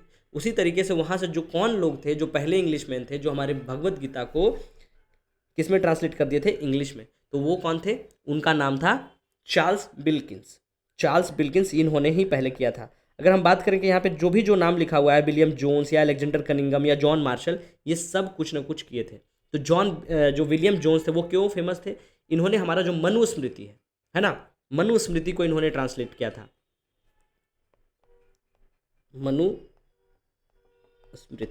मनुस्मृति के बाद ये गीत गोविंद का गीत गोविंद एक बुक है, किसके द्वारा लिखा गया, जयदेव के द्वारा। गीत गोविंद या गीता गोविंद भी बोलते हैं इसको, गीत गोविंद को ये क्या किए थे, ट्रांसलेट किए थे। इसके बाद आप देखेंगे कि जो कालिदास का अभिज्ञान शकुंतलम है, हिंदी में लिखते हैं, तो हिंदी वाले बच्चे बोलेंगे ना कि अभिज्ञान ऐसे लिखेंगे ना, अभिज्ञान शकुंतलम, लिखना भी शुरू किया तो सबसे मुश्किल वाला है। अभिज्ञान शकुंतलम को ये ट्रांसलेट करते हैं कौन, विलियम जोन्स। लेकिन गीता कौन करते हैं, विल्किंसन। अब बात करते हैं एलेक्जेंडर कनिंगम की। तो एलेक्जेंडर कनिंगम जो थे वो क्या थे, ब्रिटिश आर्मी में एक इंजीनियर थे, लेकिन उनका जो इंटरेस्ट था वो बहुत आर्कियोलॉजी के प्रति था, इसीलिए इनको इंडिया में जो आर्कियोलॉजिकल सर्वे ऑफ इंडिया है उसके फाउंडर कहा जाता है ना, या फिर फादर ऑफ इंडियन आर्कियोलॉजी भी कहते हैं किसको, एलेक्जेंडर कनिंगम को। बात करेंगे जॉन मार्शल की, तो जॉन मार्शल जो थे वो आर्कियोलॉजिकल सर्वे ऑफ इंडिया बनता है उसके डायरेक्टर जनरल रह चुके हैं। और हड़प्पा और मोहनजोदारो का जब खुदाई हो रहा था उसका तो उस समय इन्हीं के निगरानी में किया गया था। और ये कब से कब थे, 1902 से 1908 के बीच में ये जॉन मार्शल साहब डायरेक्टर जनरल थे। डायरेक्टर जनरल किस चीज़ के, आर्कियोलॉजिकल सर्वे ऑफ इंडिया। और फादर किसको कहा जाता है, कनिंगम को, है ना। Father of Indian archaeological survey of India को किसको बोला जाता है, father of Indian archaeology Cunningham साहब को। क्यों, क्योंकि उन्होंने ही आर्कियोलॉजिकल सर्वे ऑफ इंडिया का ये इस्टेब्लिशमेंट किया था, और वो थे क्या बाय प्रोफेशन, ब्रिटिश आर्मी में इंजीनियर थे, ठीक है। अब हम चलेंगे अगला सवाल पे।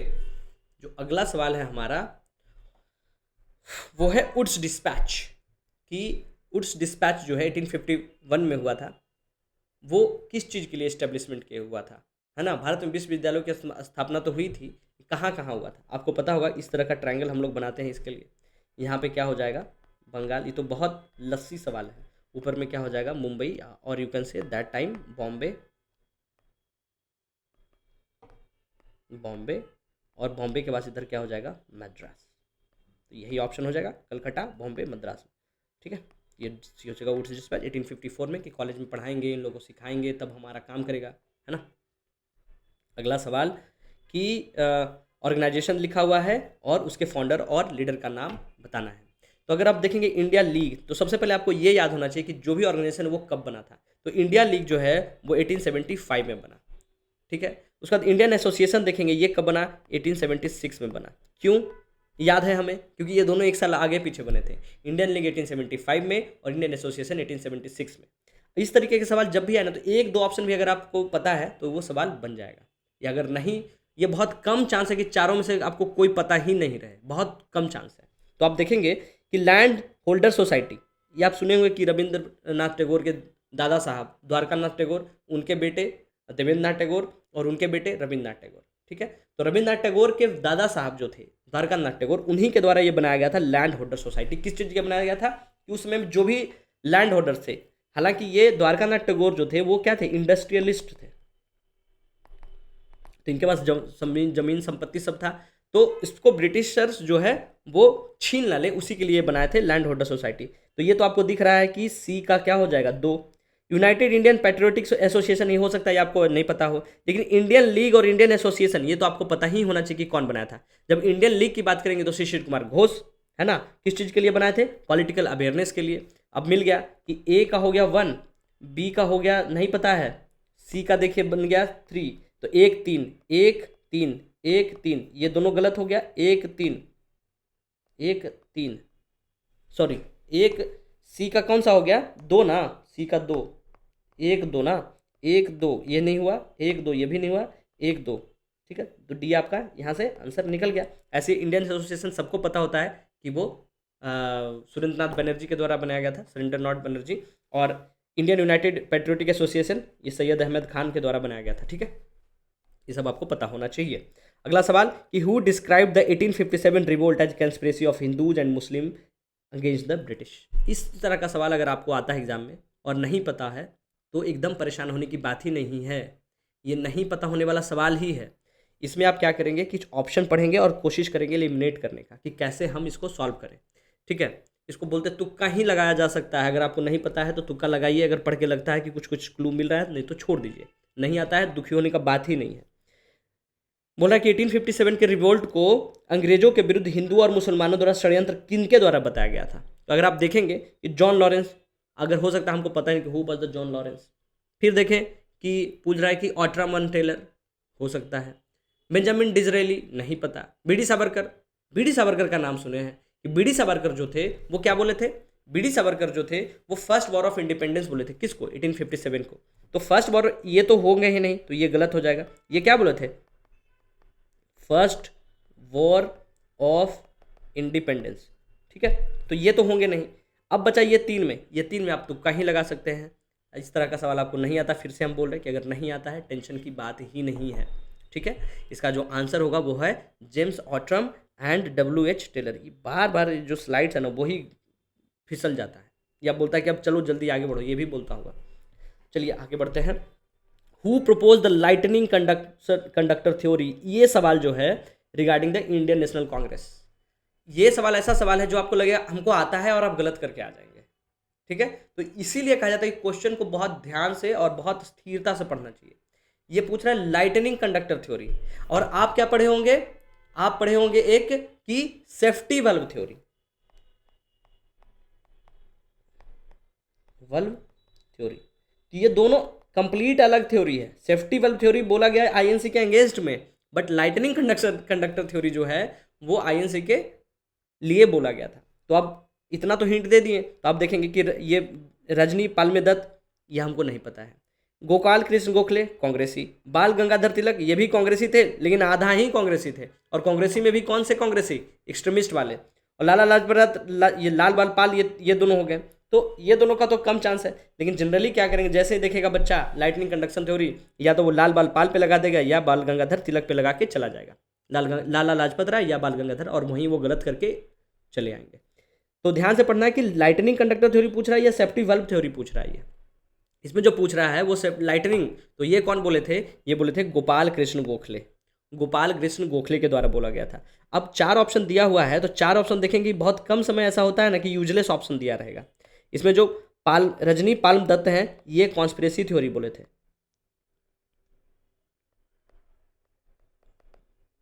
कॉन्स्पिरेसी थ्योरी बोले थे किसको, 1857 को। बाल गंगाधर गोखले तो आपको, ये गोपाल कृष्ण गोखले तो बता ही दिए। गोपाल कृष्ण गोखले जो थे वो कौन थे, गांधी जी के पॉलिटिकल गुरु थे, है ना। और बाल गंगाधर तिलक जो हैं वो आपको पता है ये भी कांग्रेसी ही थे। और लाला लाजपत राय, ये तीनों लाल बाल पाल एक्सट्रीमिस्ट हुआ करते थे। अगला सवाल, the police firing at Komagata Maru passengers when they are return to India took place at, कहाँ पे हुआ था कि जब कामागाटा मारू के यात्रियों जब भारत लौटते समय पुलिस के द्वारा लाठीचार्ज हो गया था। बिहार में हालांकि आए दिन होते रहता है, आप कुछ भी करने जाइएगा पुलिस वाला मार के मुआ देगा आपको, तो उस समय के लिए भी कॉमन ही था। तो ब्रिटिशर्स और बिहार पुलिस में क्या अंतर रह गया, ठीक है। तो कामागाटा मारू जो था, बहुत लोगों को अगर नहीं पता है तो हम बता दें, ये क्या था, जहाज था, शिप था, जो कहाँ गया था, वैंकूवर गया था। कहाँ से कहाँ, जैसे आज भी लोग ऑस्ट्रेलिया जाते हैं कमाने, ब्रिटेन जाते हैं, पता नहीं बिहार में कमाने में क्या दिक्कत होता है ना? शायद बहुत ज़्यादा कुछ डिमांड रहता है अपने जीवन से। तो उस समय भी लोग जाते थे। एक शिप जो है जिसका नाम रखा जाता है कामागाटा मारू, वो क्या करती है, वो बंगाल से निकल के वो जाती है कनाडा। कनाडा में जब जाती है तो वहाँ उस पे कुछ 375 या 376 लोग उस पे होते हैं जो इमिग्रेट होते हैं, वहाँ जाते हैं। लेकिन होता क्या है कि वैंकूवर में जाने के बाद वहाँ इंडियंस को एंट्री डिनाई कर दिया जाता है। अगर आप देखते होंगे आईआर इंटरनेशनल रिलेशन, तो कनाडा का जो प्राइम मिनिस्टर है अभी तक हम लोगों से माफ़ी मांगता है वो कामागाटा मारू के लिए। कि सोचिए ये इतना इंपॉर्टेंट हमारा इंटरनेशनल रिलेशन के लिए एक छोटा सा ये इंसिडेंस जो कब हुआ था, आई थिंक ये हुआ था 1914 में। हाँ 1914 में। लेकिन वहाँ का जो प्रेसिडेंट है या प्राइम मिनिस्टर है अभी तक इंडिया से माफ़ी मांगता है। तो हुआ क्या था कि जो गए तो उनको वो डिनाई कर दिया। तो अब ऐसा आज जैसा है ना कि 8 घंटे का फ्लाइट गया और 8 घंटा में रिटर्न आ गया। ये जो इंसिडेंस हुआ था करीब आई थिंक मई में हुआ। तो बोला कि भाई अब यहाँ तो जाने नहीं है तो चलो अपना रिटर्न कलकत्ता। तो कलकत्ता आने लगे। कलकत्ता आने में इन लोग को हो गया 4 महीने का समय लग गया। तो मई, जून, जुलाई, अगस्त, सितंबर में ये लोग पहुँचते हैं कहाँ, बजबज पोर्ट पे। ये जो ऑप्शन में लिखा हुआ बजबज पोर्ट कलकत्ता में। और वहाँ 29 सितंबर 1914 को क्या होता है, इनको मार के, एक तो भूखे प्यासे बेचारे आते हैं और उनको बहुत मारा जाता है। ठीक है। और इसमें वही गदर पार्टी वगैरह जो कनाडा में सब एक्टिव होती है वो सब का रोल होता है। ठीक है। तो ये पुलिस कामागाटू मारू के यात्रियों पे भारत लौटते समय पुलिस को गोलीबारी कहाँ हुई थी, तो वो बजबज पोर्ट पे जब वो वहाँ से रिटर्न आ जाते हैं तब होती है। अब चलते हैं अगले सवाल पे। ये सब आपको पता होना चाहिए, एग्जाम में पूछता है। Who among the following was one of the principal founder of the Indian society of oriental art established in 1907 to revive and promote ancient Indian art tradition, है ना? कि भारतीय कला परंपराओं को पुनर्जीवित या बढ़ावा देने के लिए 1907 में स्थापित Indian society of oriental art के प्रमुख संस्थापक इनमें से कौन थे? तो आपको जब भी लगेगा कि इस तरीके का जो Indian society of oriental art वगैरह है और ऑप्शन में आप देख रहे हैं कि रविन्द्रनाथ टैगोर भी है तो आप लगा देंगे। लेकिन उसके बाद 3 पढ़िए कि एक टैगोर और हैं, अभिनंद्रनाथ टैगोर हैं। तो क्या वो हैं, है ना? तो ये जो हैं रविन्द्रनाथ टैगोर नहीं है, वो हैं अवनींद्रनाथ टैगोर। और अवनींद्रनाथ टैगोर मतलब इन्हीं के नेपोकिड्स नेगेटिव टर्म है। लेकिन आप सोचिए कि टैगोर फैमिली कितनी अव्वल फैमिली थी। टैगोर फैमिली के बारे में जब आप पढ़ेंगे तो आपको पता चलेगा कि जो टैगोर फैमिली थी वो स्कूल का भी जो कन्वेंशनल मेथड है टीचिंग का, पढ़ने पढ़ाने का, वो उसमें बिलीव ही नहीं किया। और एक से एक जेम्स वो दिए हमारे इंडिया को। कि आप सोचिए उनके दादा साहब द्वारकानाथ, फिर उनके फादर साहब, फिर ये, और इनके भाई भतीजे भी सब इतने टैलेंटेड कि क्या क्या बना ले रहे हैं। तो उनके ब्लड में ही कुछ तो था कि वो देवर जीनियस। तो वो कौन करते हैं? अविंद्रनाथ टैगोर करते हैं। ठीक है।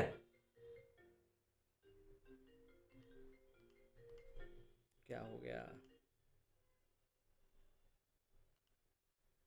हाँ, अविंद्रनाथ टैगोर हैं, वो करते हैं। ठीक है। और वो कौन होते हैं? इनके भतीजे होते हैं, नेफ्यू, भतीजे। ठीक है। अगला सवाल पे जल्दी जल्दी करते हैं हम। 1920 में किस संगठन ने अपना नाम बदलकर स्वराज सभा कर लिया था? कौन सा संगठन था भाई? आपको पता होगा कि ऑल इंडिया होम रूल, ये बहुत लस्सी सवाल है। हिंदू महासभा तो ये सब कट्टर वाला था, ये क्यों करेगा? ये Indian liberal federation, servant of Indian society कौन बनाए थे? ये बनाए थे गोपाल कृष्ण गोखले। हिंदू महासभा ये सब, इसमें मदन मोहन मालवीय लोग थे। तो जो ऑल इंडिया, आपको पता होगा कि होम रूल लीग जो है वो कब से कब चला? 16 से 18 के बीच में चला। इसमें 2 लीग होता है, एक एनी बेसेंट का और एक बाल गंगाधर तिलक का। जो बाल गंगाधर तिलक थे वो बोले हम जल्दी करेंगे, हम फर्स्ट। वो क्या करते हैं कि वो पहले 1916 में वो शुरू कर लेते हैं, है ना? कब शुरू करते? दोनों 1916 में ही शुरू होता है। लेकिन ये ध्यान रखिएगा कि जो बाल गंगाधर तिलक है उनका पहले शुरू होता है अप्रैल में, और सितंबर में जाके कौन शुरू करते हैं? वो एनी बेसेंट शुरू करती हैं। एनी बेसेंट कहाँ की थी? ये तो आपको पता होना चाहिए ना। एनी बेसेंट कहाँ की थी? Home rule movement. ठीक है। 2 शुरू होता है, आयरिश थी, आयरिश। तो ये अप्रैल में, आपको यह याद रखना है। बाल गंगाधर तिलक के बीजीटी वाला, और एनी बेसेंट एबी ये सितंबर में होता है 1916 में। अब इनका एरिया पे भी सवाल पूछता है कि इनका हेडक्वार्टर कहाँ था, किनका? बाल गंगाधर, अभी हम इनका बता रहे हैं। बाल गंगाधर तिलक, इनका हेडक्वार्टर पूना बनता है अभी, जिसको हम लोग पुणे बोलते हैं, है ना? और ये कब शुरू कर दिए? अप्रैल में। इनका जो एरिया था वो कवर करते हैं, आप देखेंगे दक्कन वाला एरिया, दक्कन में भी बहुत लिमिटेड एरिया में, कि महाराष्ट्र करते हैं लेकिन महाराष्ट्र में मुंबई नहीं करते हैं, सिटी को छोड़ देते। तो महाराष्ट्र हो गया, कर्नाटका हो गया, सेंट्रल प्रोविंसेस जो एमपी आज है, और बिरार नाम का जगह था, यही 4 जगह ये करते हैं, और इनका 6 ब्रांच था। ठीक है, अगर हम बात करेंगे कि बाल गंगाधर तिलक का कुछ 2 किताब बहुत जरूरी है, या पत्र, ये न्यूज़पेपर बहुत जरूरी है जो आपको याद रखना चाहिए। एक था मराठा, नाम मराठा लेकिन आता किस में था, ये इंग्लिश में, ये ध्यान रखना है, या उल्टा है। और दूसरा केसरी, और केसरी जो था वो आता था कौन से लैंग्वेज में, मराठी लैंग्वेज में। अब हम आते हैं एबी पे, एनी बेसेंट पे। आयरिश लेडी थी, इन्होंने बताया था क्या, फैबियन सोसाइटी बनाया था, थियोसॉफिकल सोसाइटी के प्रेसिडेंट वगैरह भी रह चुके थे। अभी जो पेपर हुआ था 71st का प्रीलिम्स, उसमें इन्हीं से एक सवाल जो था लड़ा था, क्या, न्यू इंडिया और कॉमनवेल्थ, ये 2 न्यूज़पेपर इनका पत्रिका निकलता था, और यंग इंडिया नाम का किसका था, गांधी जी का। तो ये बहुत ध्यान से रखना है कि यंग इंडिया, न्यू इंडिया, लोग सब ऐसे ही नाम रखते थे, लेकिन कंफ्यूज नहीं होना है। ठीक है, कॉमनवेल्थ। बेसेंट साहब को क्या बताएं कि ये जो एरिया ये कवर किए, मतलब कि महाराष्ट्र में मुंबई को छोड़ के, महाराष्ट्र, सेंट्रल प्रोविंसेस, बिरार और कर्नाटका, बाकी पूरा इंडिया जो है वो किनके द्वारा कवर किया गया, वो कवर किया गया एनी बेसेंट के द्वारा। और इसी को जब गांधी जी मिलते हैं तो इसी का नाम कर दिया जाता है ऑल इंडिया होम रूल। पहले ये ऑल इंडिया होम रूल था, उसका नाम बदल के कर दिया गया स्वराज सभा, उल्टा बोल दिए थे। ठीक है, अगला सवाल, अभी तक 15 ही हुए हैं, बाप रे। Who among the following Muslim leaders were the first to propose the theory of two nation theory? Two nation का जो थ्योरी था वो किसके द्वारा सबसे पहले बार दिया गया था? जिन्ना साहब नहीं थे भाई, वो बेकार में आप लोग बदनाम कर देते हैं, जो पढ़े उनको पता होगा कि जिन्ना साहब नहीं थे, वो कौन थे, मोहम्मद इकबाल साहब थे। और वो कहाँ किए थे, आपको पता, जैसे आईएनसी का सेशन चलता था, है ना, हमारा इंडियन नेशनल कांग्रेस का, उसी तरीके से जो मुस्लिम लीग है उसका भी सेशन चलता था, और उसका एक सेशन हुआ था इलाहाबाद में, और इलाहाबाद का जो सेशन हुआ था कब हुआ था, 1930 में, 1930 में, आई थिंक वो उनका 25वां सेशन था, और उसी को वो अलामा इकबाल, जो अलामा मोहम्मद इकबाल हैं, वो प्रिसाइड कर रहे थे, और वहीं वो ये थ्योरी दे देते हैं, two nation theory. Two nation theory क्या था, एक इंडिया बनेगा और एक पाकिस्तान बनेगा, और किस बेसिस पे बनेगा, रिलीजन के बेसिस पे बनेगा।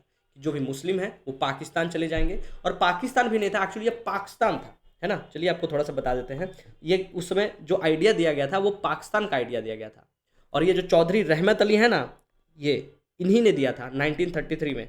1930 में आप देखेंगे कि टू नेशन थ्योरी दिया जाता है कि इंडिया और पाकिस्तान बनेगा, लेकिन ये नहीं पता था कि उसका नाम पता नहीं था, बस ये बोला जाए कि हम अपना देश बनाएंगे, है ना। सबसे बुरा अगर किसी चीज़ का कहना होता है तो वो किसी के दिमाग में कोई आइडिया आप पिच करके छोड़ दीजिए, फिर वो परेशान रहेगा। तो उसी 1930 में क्या हुआ कि जो लाहौर, ये इलाहाबाद सेशन हुआ मुस्लिम लीग का, उसमें ये तो बता दिया गया कि हम एक देश बनाएंगे, लेकिन वो देश का स्ट्रक्चर नहीं पता था, कौन रहेगा नहीं पता था, कैसा बनेगा नहीं पता था, नाम क्या होगा नहीं पता था।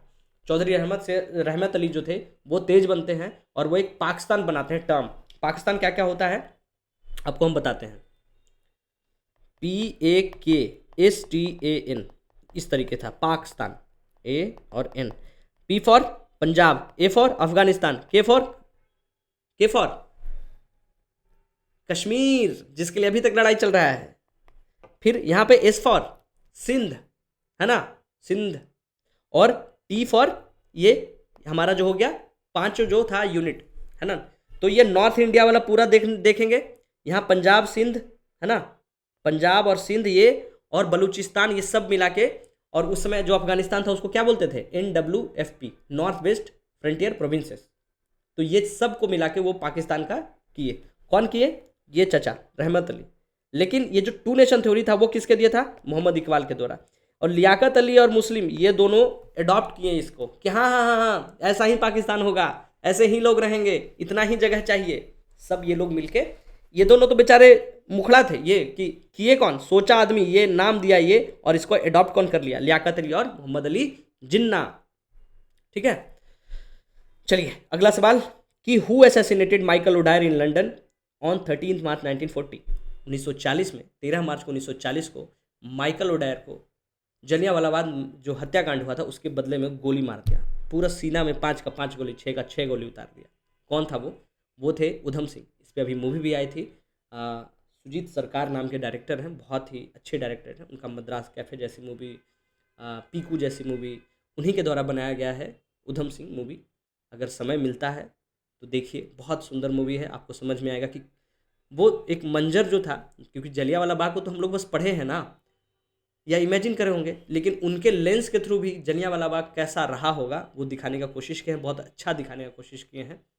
तो देखिएगा और आपको समझ में आएगा कि रिवॉल्यूशनरी होना क्या होता है, कि बस हम लोग पढ़ते हैं तो हम लोग को अंदाज नहीं होता है, लेकिन जब देखते हैं, जब फील करेंगे, जब इमेजिन करेंगे, उनके जगह पे आप खुद को खड़ा करेंगे, तब आपको समझ में आएगा कि ये लोग जो करके गया नहीं पॉसिबल है हम लोगों से, है ना। क्या पता समय आएगा तो कर भी देंगे, लेकिन वो बहुत मुश्किल दौर था, बहुत मुश्किलों का सामना करके वो किए थे। वो कौन थे? ऊधम सिंह। बाघा जतीन आप लोग को जानते हैं, बाघा जतीन, है ना, जुगांतर पार्टी जो बनाए थे, जुगांतर पार्टी, बाघा जतीन, इनका नाम क्या था? जतीन्द्र नाथ मुखर्जी। उसके बाद आप सूर्यसेन, सूर्यसेन को तो पता होगा, चितगांव रेड, है ना, बंदूक गोली सब रखे हुए थे उधर बंगाल में। ऊधम सिंह, ऊधम सिंह जो है 13 मार्च 1940 को इनको असैसिनेट कर दिया गया था। खुदीराम, मतलब इनको फांसी चढ़ा दिया क्योंकि गोली मार दिया था। और कहाँ मारे थे? कैक्सटन हॉल था, कहाँ? लंदन में कैक्सटन हॉल। वहीं वो बुक में ये उन अपने रिवॉल्वर के शेप का काट के उसमें लेके गए थे और निकाले और धाड़ धाड़ धाड़ 6 गोली मारे। ठीक है। खुदीराम बोस को तो आप जानते ही होंगे, मुजफ्फरपुर कंस्पिरेसी केस, जिसमें वो किंग्सफोर्ड को मारना चाहते थे, इन किसी और को मार दिए थे। इनके साथ एक और थे, प्रफुल्ल चाकी। प्रफुल्ल चाकी वो थे जो अपनी खुदगर्जी में कि हम मरेंगे, खुद ही मार देंगे, जिंदा नहीं पकड़ाएंगे, वो गोली मार लिए थे। और खुदीराम बोस को फांसी दे दिया गया था, जिसके लिए बोला गया हंसते हंसते फांसी पे चढ़ गए थे। जतीन्द्र नाथ बता ही दिया, बाघा जतीन जुगंदर पार्टी, सूर्यसेन चित्तगांव वाले हो गए। भगत सिंह, ये सब जो थे जुगांतर, ये सब किससे इंस्पायर थे? भगत सिंह से। अगर भगत सिंह की बात करेंगे तो भगत सिंह 23 मार्च 1931 को भगत सिंह को क्या कर दिया गया था? फांसी पे चढ़ा दिया गया था। कब? 23 मार्च। और इसी को हम क्या मनाते हैं? मार्टियर्स डे मनाते हैं, शहीद दिवस। ऊधम सिंह पंजाब के ही रहने वाले थे और वो आई थिंक 1899 के आसपास में उनका जन्म वनम हुआ था। अगला सवाल, who among the following was the author of Padshahnama, the official chronicle of imperial Shah Jahan? Shah Jahan का कौन सम्राट शाहजहां के आधिकारिक इतिहास पदशाहनामा के लेखक थे? कौन थे भाई? वो थे हामिद लाहौरी, हामिद लाहौरी। निजामुद्दीन अहमद की बात करेंगे तो इनके द्वारा जो बुक लिखा गया है उसका नाम है तबाक़त अकबरी, तबाक़त, TABAKAT अकबरी, BARI, है ना। अबुल फजल, आप नाम तो सुने ही होंगे, इनके द्वारा लिखा गया था क्या? अकबरनामा। और जहांगीर जो है, जहांगीर अपना ही मेमोरियल लिखते हैं, तुजुके जहांगीरी। ठीक है, तो ये ऑप्शन ही बच जाता है, अब्दुल हामिद लाहौरी। इन्हीं के द्वारा शाहजहां का जो उनके कोर्ट कैसे चलते थे, वो शासन कैसे करते थे, वो सबको उनका मतलब महिमा मंडल किया गया है। ठीक है। अगला सवाल, who served as the court historian of Mahmud of Ghazni? ये सवाल देखिए, बहुत प्यारा सवाल है कि महमूद गजनवी के दरबारी इतिहास में कौन कार्य करते थे? हसन निजामी, अल उतबी, फिरदौसी, चंद बरदई, कौन थे? तो चंद बरदई तो आप सुने होंगे, जिनके द्वारा लिखा गया है पृथ्वीराज रासो, पृथ्वी राज रासो। फिरदौसी, है ना, शाहनामा इनका लिखे हैं, फिरदौसी शाहनामा। अल उतबी का नाम आप सुने होंगे, जो इनके द्वारा जो बुक लिखा गया है उसका नाम क्या है? यामिनी, तारीखे यामिनी, तारीखे यामिनी। और हुसैन निजामी के द्वारा जो बुक लिखा गया है ये दिल्ली सल्तनत, जो दिल्ली सल्तनत था उसी के ये कोर्ट हिस्टोरियन थे, हसन निजामी। और इनके द्वारा जो कुछ लिखा गया तजादुल मसीर ऐसे कुछ करके जो बुक है वो लिखा गया। ठीक है। अगला सवाल पे हम चलेंगे कि which of the following battles with their corresponding year, select the correct option. कौन सा बैटल हुआ और कौन से साल में हुआ? देखिए आ गया ना, बैटल, वॉर। पहले तो आप उसको जब उसके पढ़िएगा तो आपको मजा आना चाहिए, कैसे लड़ाई हुआ होता। लड़ाई क्यों होता है? जब दो आदमी खुश हैं या दो आदमी ढंग से बात कर सकते हैं, वहाँ लड़ाई नहीं होता, वॉर नहीं होता है। एक आदमी एकदम ऐसा रहेगा जो पिनक जाएगा, लड़ाई हो जाएगा। तो वॉर को जब भी पढ़िए ना तो ये कोशिश करिए कि वॉर क्यों हुआ होगा और वॉर कैसे हुआ होगा, है ना। तो यहाँ जो बैटल होता है, बैटल ऑफ प्लासी कब हुआ, बैटल ऑफ हल्दी घाटी कैसे हुआ, तो इसका जो अब देखेंगे बैटल ऑफ प्लासी का बात, तो बैटल ऑफ प्लासी आप देखेंगे 1757 में होता है। बैटल ऑफ हल्दी घाटी 1576 में होता है, ये पुराना लड़ाई है। सेकेंड बैटल ऑफ तराई ये 1192 में होता है। और थर्ड बैटल ऑफ पानीपत जो है वो कब होता है? ये क्या हुआ? 1761 में। अब आपको हम थोड़ा सा बता देते हैं सब कुछ बैटल ऑफ प्लासी के बारे में। तो हम सबसे पहले शुरू करेंगे किससे, बैटल ऑफ हल्दी घाटी, क्योंकि सबसे पुराना वही है। तो बैटल ऑफ हल्दी घाटी जो है वो होता है 1576 में, और ये किसके किसके बीच में होता है, राजपूतों के बीच में। महाराणा प्रताप, है ना, महाराणा प्रताप और उस समय के जो मुगल थे वो चाहते थे कि इसका एरिया को कब्जा करने के लिए, तो मुगल खुद लड़ने नहीं गए, वो भी क्या किया, एक राजपूत को ही खड़ा कर दिया, और राजपूत कौन था, मान सिंह। ठीक है, तो बैटल ऑफ हल्दी घाटी 1576 में मान सिंह और महाराणा प्रताप के बीच में होता है। अब आते हैं उसके बाद जो है, उससे पहले भी आप देखेंगे तराइन का जो लड़ाई होता है, सेकेंड बैटल ऑफ तराइन। तो पहला कब होता है, तराइन की बात करेंगे कि वो 1191 में पहला तराइन की लड़ाई होती है, और उसके एक साल बाद 1192 में जो है सेकेंड बैटल ऑफ तराइन होती है। सेकेंड बैटल ऑफ तराइन, पहला तराइन क्यों होता है, किसके बीच में होता है, मोहम्मद गोरी आता है कि इंडिया में चलो राज करने, तो वो वेस्ट से घुसेगा। इधर रूल कौन कर रहा होता है, पृथ्वीराज। पृथ्वीराज चौहान जो है वो इसको मारता है, क्यों, क्योंकि उस एरिया का उसको पकड़ होता है, तराई वाला रीजन का। तो पहला में तो क्या है, पृथ्वीराज जो है वो जीत जाता है, लेकिन ये जो गोरी था वो एक साल तो भग तो गया, बच तो गया जान बचा के, लेकिन वो भी था कि हम जाके बदला जरूर लेंगे, है ना, सबका बदला लेगा रे तेरा फैजल। और वो फिर आता है एक साल बाद और ऐसा लड़ता है कि पृथ्वीराज चौहान को हरा देता है और वो स्थापित हो जाता है। ठीक है, इसमें पृथ्वीराज चौहान जो है वो हार जाएंगे। उसके बाद जो है आप सुने होंगे battle of Plassey. Battle of Plassey आप किसके किसके बीच में होता है, battle of Plassey BOP. BOP जो है वो east India company, east India company की तरफ से कौन लड़ता है, क्लाइव, और क्लाइव के साथ कौन लड़ता है, सिराजुद्दौला, जो बंगाल का नवाब होता है। बैटल ऑफ प्लासी कहां होता है, बंगाल में। उसके बाद आप सुने होंगे बैटल ऑफ पानीपत, इसमें 3 लड़ाइयां होती है बैटल ऑफ पानीपत में।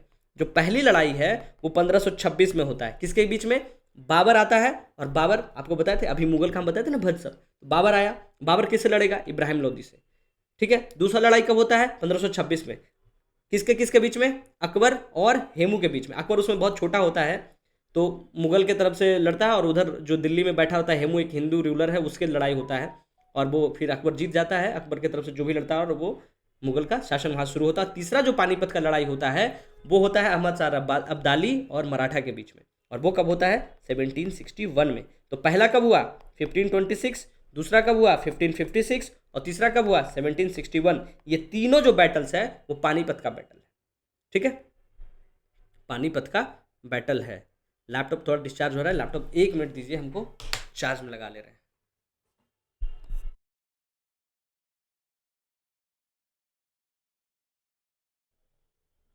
चलिए अब आगे देखते हैं। लैपटॉप चार्ज में लग गया है, हम भी चार्ज हो गए पानी पी के। अगला सवाल पे आते हैं। अगला सवाल जो पूछ रहा है कि which ruler famously referred as a slave of a slave. Slave of a slave कहने का मतलब क्या हुआ कि आप तो खुद स्लेव हैं, आप भी एक स्लेव रख लिए हैं, मतलब क्या, गुलाम का गुलाम। अब देखेंगे स्लेव का ऑप्शन देखेंगे, ये ऑप्शन जब देखेंगे तो जितने भी रूलर हैं सब कौन सा डायनेस्टी के हैं, स्लेव डायनेस्टी के हैं। स्लेव डायनेस्टी कैसे, मोहम्मद गोरी स्लेव डायनेस्टी शुरू किया। मोहम्मद गोरी का जो स्लेव था वो कौन था, ऐबक। ये बना उत्तराधिकारी बना के गोरी चला गया, गोरी को रास्ता में मार दिया गया, वो मर गया। यहाँ का राजा स्लेव डायनेस्टी शुरू कौन करता है, कुतुबुद्दीन ऐबक। कुतुबुद्दीन ऐबक भी एक स्लेव रखता है, उसका नाम क्या था, इल्तुतमिश, जिसको वो बाद में दामाद भी बना लेता है। ठीक है, तो स्लेव ऑफ स्लेव, अब आपको आंसर इसे ऐसे ही मिल जाएगा। स्लेव ऑफ स्लेव कौन हुआ, इल्तुतमिश। ठीक है, इसमें कुछ है ही नहीं। अगला सवाल, हाँ, upon establishing the Syed dynasty, जैसे ही सैयद डायनेस्टी आया आपके दिमाग में क्लिक करना चाहिए कि हम दिल्ली सल्तनत की बात कर रहे हैं, दिल्ली सल्तनत हमको याद होना चाहिए। और जब दिल्ली सल्तनत की बात करेंगे तो सबसे पहले कौन आएगा, स्लेव। ठीक है, दिल्ली सल्तनत की बात करेंगे तो सबसे पहले कौन आएगा, स्लेव। स्लेव के बाद कौन आ जाएगा, खिलजी बिनते दिल, उसका तुगलक, है ना, तुगलक में कौन, वो फिरोज शाह तुगलक, ये सब। उसका सैयद आ जाएगा, सैयद जो कौन शुरू करता है, खिज्र खान। और खिज्र खान के बाद जो अंतिम डायनेस्टी होता है लोदी, बकलोल लोदी वाला। तो जैसे ही आपको डायनेस्टी का नाम आपके दिमाग में तुरंत क्लिक करना चाहिए कि अच्छा अभी जो बात हो रही है वो दिल्ली सल्तनत की बात हो रही है। तो आगे पढ़ते हैं, क्या बोल रहा है कि दिल्ली सल्तनत का जो सैयद डायनेस्टी था उसका टाइटल खिज्र खान ने अडॉप्ट किया इंस्टीड ऑफ सुल्तान। जब सैयद डायनेस्टी ये शुरू किया खिज्र खान, तो सब बोला कि सब तो सुल्तान कहते हैं जो राजा होता है, आप क्या बोलेंगे? बोले हम सुल्तान सुल्तान नहीं सुनेंगे, हमको चाहिए रहते आला रहते आला। तो बोला ठीक है, तो आपको सुल्तान नहीं कहा जाएगा, आपको क्या कहा जाएगा? रहते आला रहते आला। तो रहते आला का वो टाइटल लेते हैं इंस्टीड ऑफ सुल्तान। बाकी जितने भी दिल्ली सल्तनत के जो डायनेस्टीज है, be it slave, be it Khilji, be it Tughlaq, सब सुल्तान का उपाधि लिया करते थे, बट वो सुल्तान की जगह पे रहते आला का ये लेता है। शाह नहीं, शाह नहीं पसंद है अपने को, मलिक वलिक नहीं, अपने को रहते आला चाहिए। ठीक है, अगला सवाल आपको बता ही दिया दिल्ली सल्तनत में कौन कौन था। अगला सवाल है कि बैटल ऑफ तालीकोटा, है ना, जो कब हुआ? 1565 में होता है।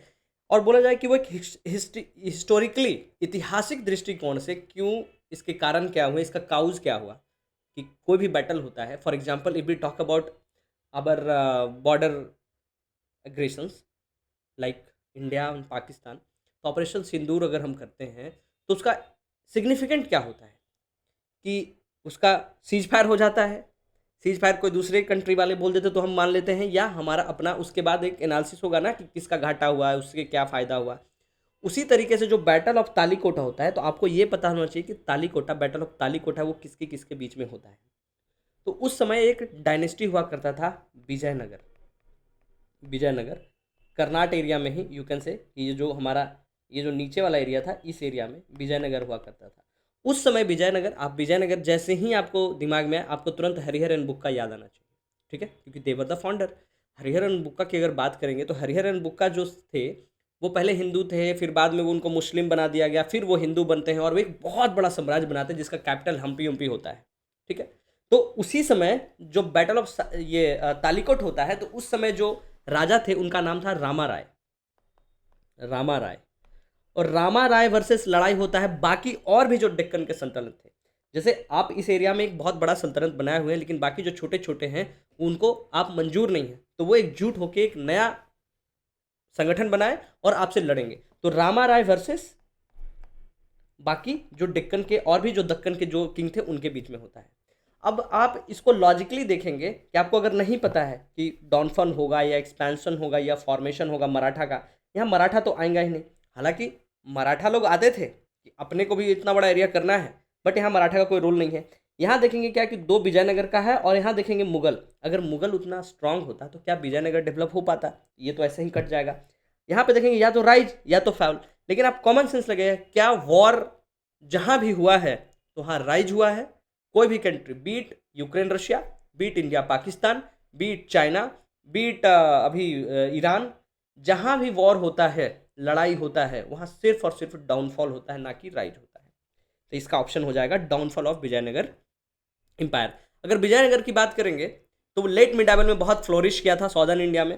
1336 में इस्टेब्लिश करते हैं, एक हिंदू साम्राज्य था। हरिहर एंड बुक्का नाम के जो संगम डायनेस्टी से आया करते थे, बताया ना कि उनका कुछ स्टोरी था कि वो पहले उनको कोई मुस्लिम बना देता है, कि पहले किसी के सेनापति थे तो फिर वो हिंदू बनते हैं। और हरिहर और बुक्का जो थे वो भाई थे।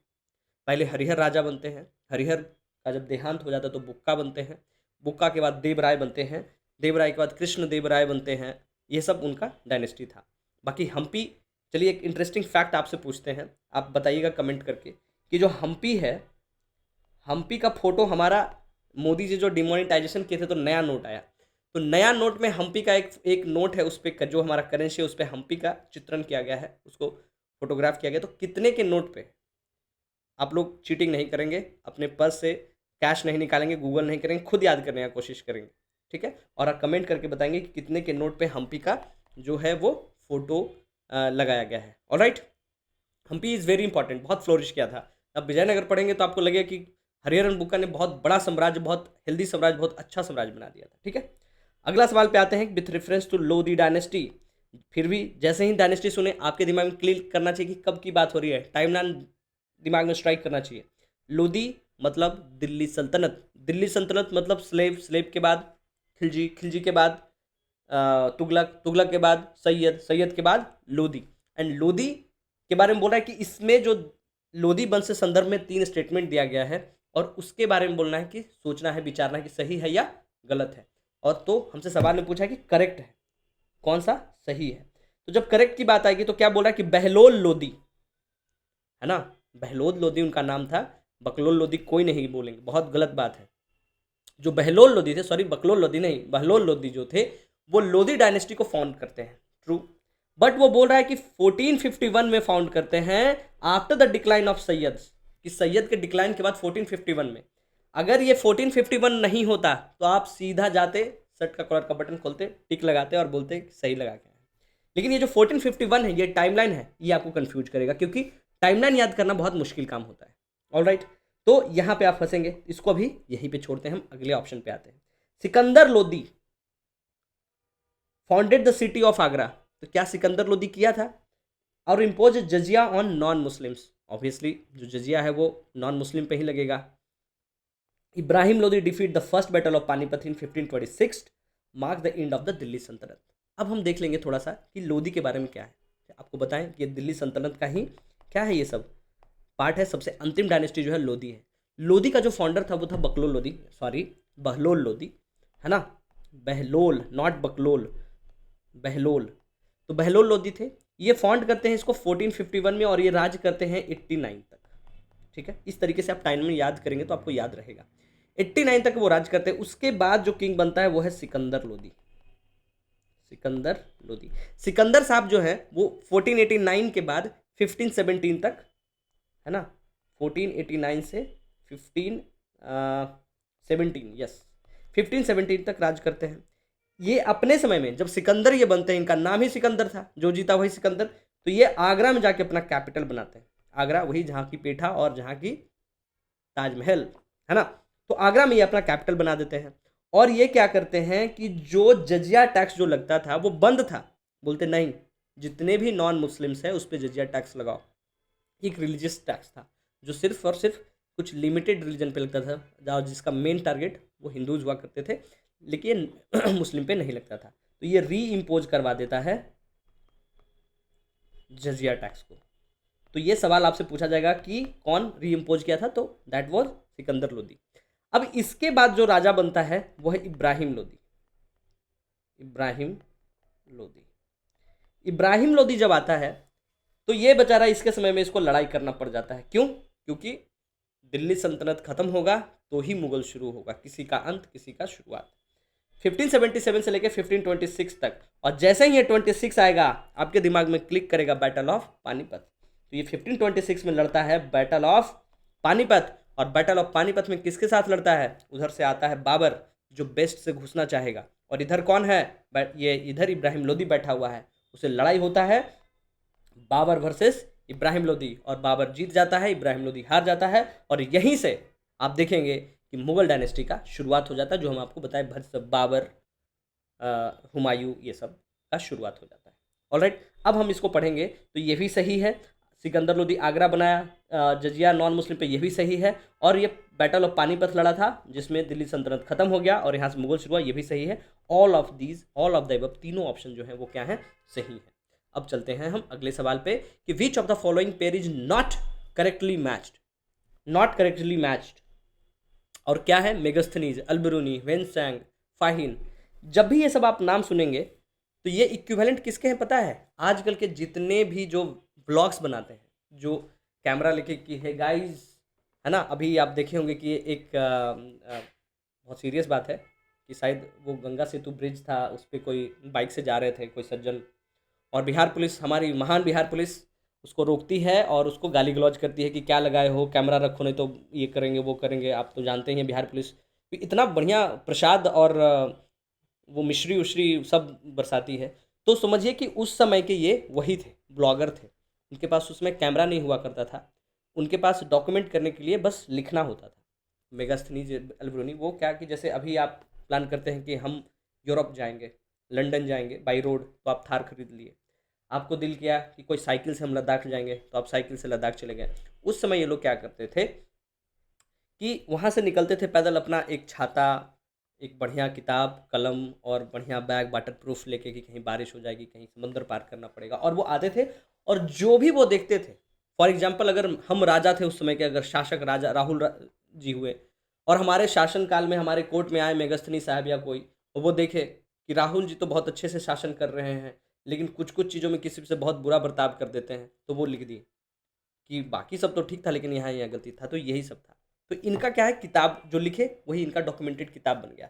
तो कौन कौन सा है जो क्या पूछा है कि नॉट करेक्टली मैच्ड, सही नहीं है। अगर हम बात करेंगे मेगास्थनीज की, तो इंडिका इनकी इन्हीं की लिखी हुई है। अल बरूनी किताबुल हिंद इन्हीं की लिखी हुई है। वेनसैंग सी यू की इन्हीं की लिखी हुई है। फाहीन, फाहीन का जो बुक है वो रिहिला नहीं है, फाहीन का जो बुक है उसका नाम है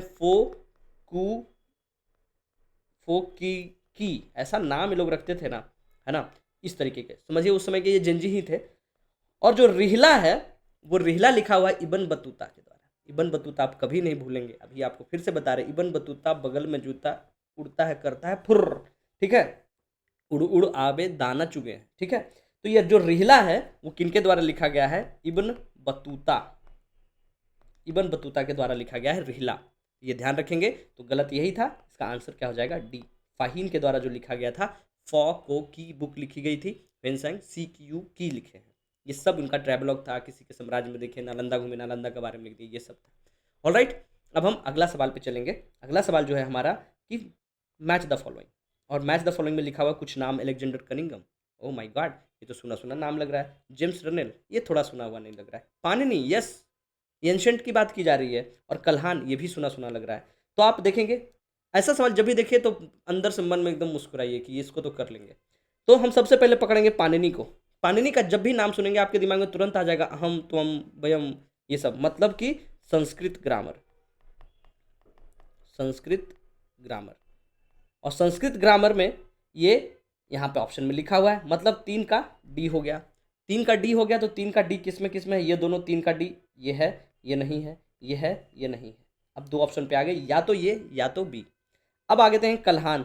कल्हान के द्वारा एक लिखा गया था राज तरंगिणी, आपको याद होगा, सबको याद होगा, तो ये हो जाएगा सी। तो यहाँ भी सी, यहाँ भी सी, अरे तो दोनों है।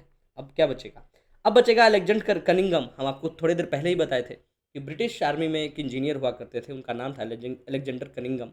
और वो इंडिया में आए तो उनको आर्कियोलॉजी देखे कि इंडिया तो, अरे ये लोग तो धोती कुर्ता बस पहनता है, चंदन टीका लगाता है और बस एक दूसरे से मिलना जुलना करता है। आर्कियोलॉजी देखो कि तुम्हारे यहाँ हड़प्पा था, मोहनजोदाड़ो था, ये सब खोजो, तो वो बनाते हैं आर्कियोलॉजिकल सर्वे ऑफ इंडिया, इसीलिए इनको बोला जाता है फादर ऑफ इंडियन आर्कियोलॉजी।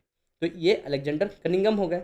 अब जैसे ही 1 का बी होगा, 1 का बी ऑप्शन ए आपका निकल जाएगा। अब थोड़ा सा हम बात कर लेंगे जेम्स रेनेट के बारे में। James Rennell was the father of Indian geography, इनको कहा जाता है। क्यों? क्योंकि जो भी अभी पहले हम लोग मैप बनाए, जैसे अब किसी का चित्रण करना रहा, अगर हमको कोई बोले कि सुंदर महिला का फोटो बनाइए, तो हमारे लिए सुंदर महिला ये बनेंगी, ये उनका फेस हो जाएगा, ये उनका बाल हो जाएगा, और ये करके और ऐसे करके ये बनेंगे, हम, मेरे लिए ये महिला हो गई।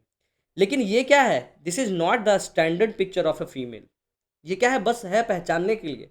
उसी तरीके से जो मैप बनता था, तो पहला साइंटिफिक मैप जो बनाए थे, the very first scientific map of India, that was made by James Rennell. So जो पहले बना दिया उसका क्या बन गया, फादर बन गया, उसके जनक बन गए। So he was called the father of Indian geography. All right, चलते हैं अगले सवाल पे। अगला सवाल पूछ रहा है कि इंडिया का नेशनल मोटो जो है, हमारा जो आदर्श वाक्य है, सत्यमेव जयते, मतलब कि सत्य की ही जीत होती है, सत्य की ही जीत होनी है, मतलब क्या होता है, ट्रूथ अलोन ट्रायम्फ। तो ये जो है कहाँ से लिया गया है, कौन सा एंशिएंट टेक्स्ट से लिया गया है।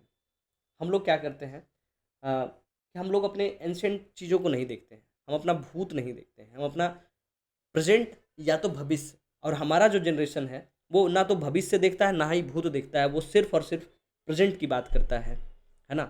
तो अगर आप देखेंगे अपने अतीत को, तो वहाँ से बहुत कुछ आपको सीखने को मिलेगा, अतीत में आपको जानने को मिलेगा कि क्या क्या चीज़ें थी। और खासकर जो भी टेक्स्ट हैं, हमारे एंशिएंट टेक्स्ट हैं, be it Buddhism, be it Jainism, be it Magadh, be it Rajgir, be it Vaishali, whatever places we are talking, वहाँ से बहुत कुछ जानने और बहुत कुछ सीखने की है।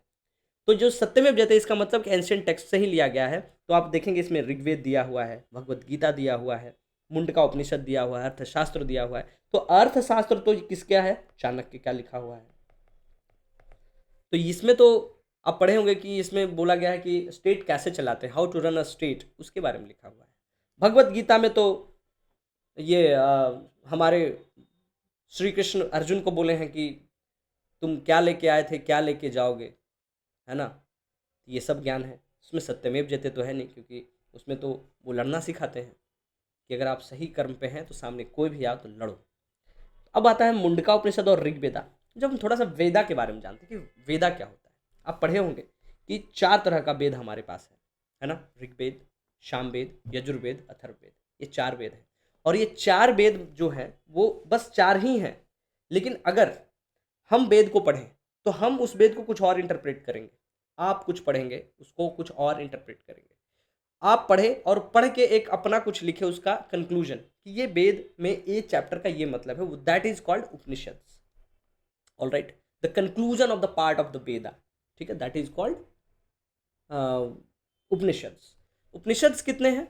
108 उपनिषद्स नोन है जिनको हम लोग डिसाइफर कर चुके हैं, एंड लॉट ऑफ उपनिषद्स जिसको हम लोग अभी नहीं जानते हैं। हमारी ह्यूमंस की औकात नहीं है कि उसको डिसाइफर कर दे अभी तक, धीरे धीरे कर रहे हैं, हो सकता है धीरे धीरे और जानेंगे, ठीक है। और उपनिषद का मतलब क्या होता है? उपनिषद का मतलब होता है कि to sit near the feet of your guru, guru के चरणों में बैठ के कुछ सीखे, that is called Upanishad. So guru यहाँ कौन है? वेदास। उसके कंक्लूजन को आप गुरु से सीखे, सीखने के बाद कुछ अपना दिए, दैट इज कॉल्ड उपनिषद। तो उसी में एक है मुंडका उपनिषद, उसी से लिया गया है सत्यमेव जयते, कि सत्य की ही विजय होती है, सॉरी, सत्य की ही विजय होती है। और ये कहाँ से लिया गया, कहाँ लिखा हुआ था ये? तो फिर से हम जाएंगे कहाँ? एंशिएंट में। वहाँ देखेंगे कि अशोक था, बहुत प्रतापी राजा। जो अशोक था उसका एक कैपिटल हुआ करता था सारनाथ में, अशोक का लाइन कैपिटल। उसी में नीचे यहाँ देखेंगे, ये जो लाइन कैपिटल उसी में नीचे यहाँ देखेंगे सत्यमेव जयते लिखा हुआ है कि सत्य की ही विजय होती है ना, ट्रुथ अलोन ट्रायम्फ्स। इसमें देखेंगे कि कुछ जानवर है, तो देखेंगे कौन जानवर है? ये शेर दिख रहा है, 1 2 3, और एक पीछे जो है 4 शेर जो है वो ऊपर में है। उसके नीचे देखेंगे कि ये क्या है? चक्री है, और चक्री के बगल में देखेंगे कि फिर से है। तो आपको कुछ लगेगा कि अशोक था, अशोक बुद्धिस्ट को फॉलो कर लिया था, बुद्धिज्म को। और बुद्धिज्म में सिंबल्स का मतलब होता है, जो भी एनिमल सिंबल्स हैं उनका एक मतलब है। तो इसका भी मतलब है, जो भी 4 शेर है वो चारों दिशाओं के लिए है। और चारों का मतलब क्या होता है? एक जो है वो पावर दिखाता है, दूसरा जो है आपको करेज दिखाता है, तीसरा जो है वो आपको प्राइड की बात करती है ना, और चौथा जो है आपको कॉन्फिडेंस की बात करता है। तो ये चारों शेर का ये मतलब है। अब आते हैं कि उसके नीचे जो एनिमल्स हैं वो कौन कौन से एनिमल्स। कभी कभी एग्जाम में आप ये भी पूछ देगा कि हमारे शोक स्तंभ में कौन कौन सा एनिमल्स है, उसमें गधा डाल देगा, घोड़ा डाल देगा, ऊंट डाल देगा। तो आपको ये पता होना चाहिए, उसमें शेर है, शेर के बाद एलिफेंट है, हॉर्स है, बुल है। क्या क्या है? शेर है, लॉइन है, एलिफेंट है, एलिफेंट के बाद हॉर्स है और बुल है। अब आप बात करेंगे कि सर ये सब क्यों है, वाई दिस एनिमल्स। बुद्धिज़्म में ये चारों का बुद्धा से रिलेटेड है। आपको बताए थे कि पिटकाज है, उसमें जातक स्टोरीज हैं जिसमें स्टोरी बना के आपको लर्निंग दिया जाता है कि कैसे बुद्ध ये किए थे, ये किए, इससे क्या हुआ था, इस तरीके से। तो ये जो लॉइन है उसको तो बता दिए कि शेर है, वो पावर दिखाता है, करेज दिखाता है। एलिफेंट दिखाता है कि बुद्धा जो कंसेप्शन हुए थे, बुद्धा जब गर्भ में गए थे अपनी माँ के पेट में, तो उनकी माँ को लगा था, जो महामाया थी उनकी माँ, उनको माँ को लगा कि कोई बड़ा हाथी, वाइट एलिफेंट ऐसा, तो वो शो करता है कि बुद्धा का कंसेप्शन को। हॉर्स जो है उनको रिनंसिएशन को दिखाता है कि सब कुछ छोड़ के भागो, निकलो, दौड़ते रहो ज्ञान की प्राप्ति के लिए। और जो बुल है, बुल जो था उनका जॉडियक साइन था, जॉडियक साइन। जॉडियक साइन जब भी हम पढ़ते हैं तो हमको बचपन का याद आता है। हम लोग 5-6 में पढ़ते थे, छोटे शहरों में हिंदी न्यूज़पेपर ही आता है। हिंदी न्यूज़पेपर में हर शनिवार या रविवार को उसमें राशिफल आता था, और वो पढ़ के हम लोग ये करते थे कि ये पूरा वीक कैसा जाएगा, घर से मार पड़ेगा, स्कूल में मार पड़ेगा।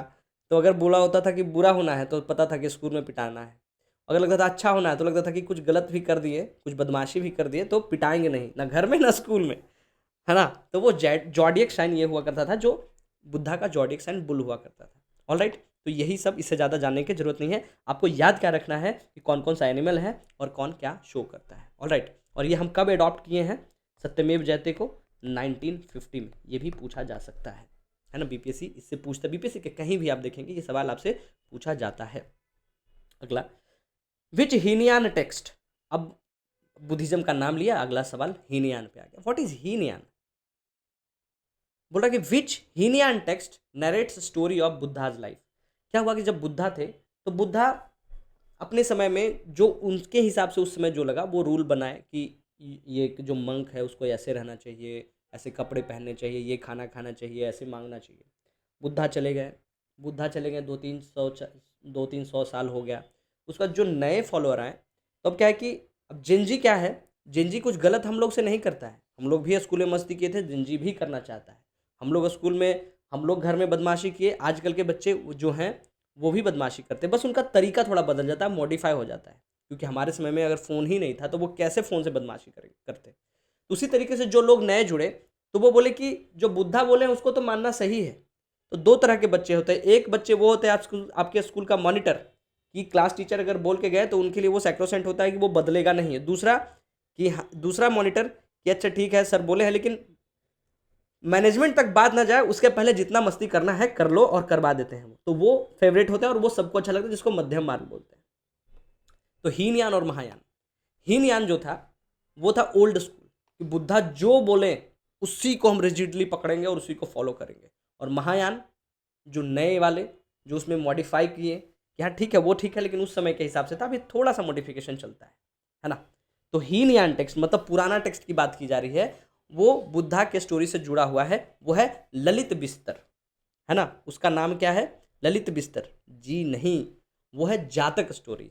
आपको बताए थे कि बुद्ध जब मरे तो सेशन हुआ तो किताबें बनाई गई, पिटकास जिसको बोला गया, सुत्त पिटक, विनय पिटक। उसमें क्या किया गया कि स्टोरी के हिसाब से, जैसे बुद्ध बचपन में अगर मिट्टी से खेलते होंगे तो उसका स्टोरी बना दिया गया कि ऐसे बुद्ध थे, ये ऐसे किया, और उसे लर्निंग दिया जाता था ताकि आप डेली लाइफ में उसको ठीक करके एक अच्छे व्यक्ति बने, अच्छे आदमी बने, अच्छे समाज का निर्माण करें उसके लिए।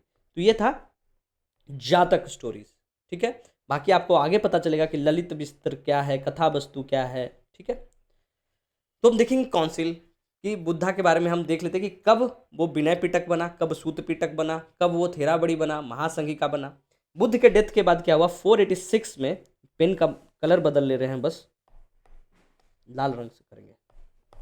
ठीक है, 486 में क्या होता है कि बोलते हैं कि बुद्ध तो चले गए, लेकिन अब हम लोग क्या करेंगे, मीटिंग करेंगे, काउंसिल बनाते हैं।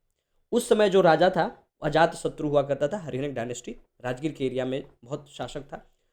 जो प्रिसाइड करेंगे वो कोई मंक ही करेंगे। उस समय जो सबसे काबिल चुना गया उनका नाम था महाकश्यप उपाली। और ये हुआ कहाँ, ये राजगृह में हुआ, जो भी कहाँ है, जिसको हम लोग अभी क्या बोलते हैं, राजगीर बोलते हैं, वहीं हुआ। और वहाँ बोला गया कि जितने भी लर्निंग्स थे जो बुद्ध के द्वारा दिया गया सुने, जैसे कभी आप बुद्ध से मिले थे, आपको कोई बुद्ध बात बता के गए, तो आप जो भी वहाँ मिले वो सब अपना अपना बात बनाए और एक कंपाइल किया गया 2 बुक, एक विनय पिटक, दूसरा सुत्त पिटक। उसके बाद फिर सेकेंड काउंसिल होता है 386 बीसी में। उस समय जो है शिशुनाग डायनेस्टी के जो राजा थे, काल अशोक या काला अशोक जो बोलिए, और उनको प्रिसाइड करने के लिए वो जो काउंसिल को, उनका नाम था सर्वकामी कामिनी। और वो कहाँ हुआ, वो वैशाली में हुआ। राजगीर में लगा कि बड़ा गर्मी पड़ता है, चलिए गंगा पार चलते हैं। उसमें गांधी सेतु भी नहीं था, तो बोले चलिए नैया पे चढ़ के चल लेंगे ना। तो नैया पे चढ़ के वो लोग वैशाली गए और वहाँ जाके डिवीज़न हो जाता है संघ का। वहाँ वही बन जाता है थेराबडीन और महासंघिका। थेरावेदीन जो थे, वो जो इल्डर्स जो होते थे, जो बुजुर्ग लोग होते थे, एकदम कट्टर, कि बुद्ध यही बोले हैं तो यही करना है। बुद्ध बोले हैं कि ठंड में भी बस वो पहन के रहना है, जो पहनते हैं वो लोग क्या बोलते हैं, मंक लोग, वही पहनना है। लेकिन बोले भाई अंदर स्वेटर पहन के उसको ऊपर पहन लेंगे। ये चेंजेस, इस तरीके का चेंजेज, एग्जैक्टली ये बात नहीं हुई होगी, ऐसा नहीं समझ लेना है, हम आपको एग्जाम्पल से बता रहे हैं। तो वहाँ डिवीजन हो जाता है संघ का, कि एक जो है थेराबडीज बन जाते हैं और एक महासंघिका। थेराबडीज जो उनको बोला जाता था, जो इल्डर्स थे, जो बुजुर्ग थे, उनके लिए। तीसरा काउंसिल होता है 250 बीसी में, और उस समय जो राजा होता है वो अशोक होता है। और अशोक जो है उसके समय में जो प्रिसाइड करते हैं उनका नाम होता है बोंगालीपोतीसा।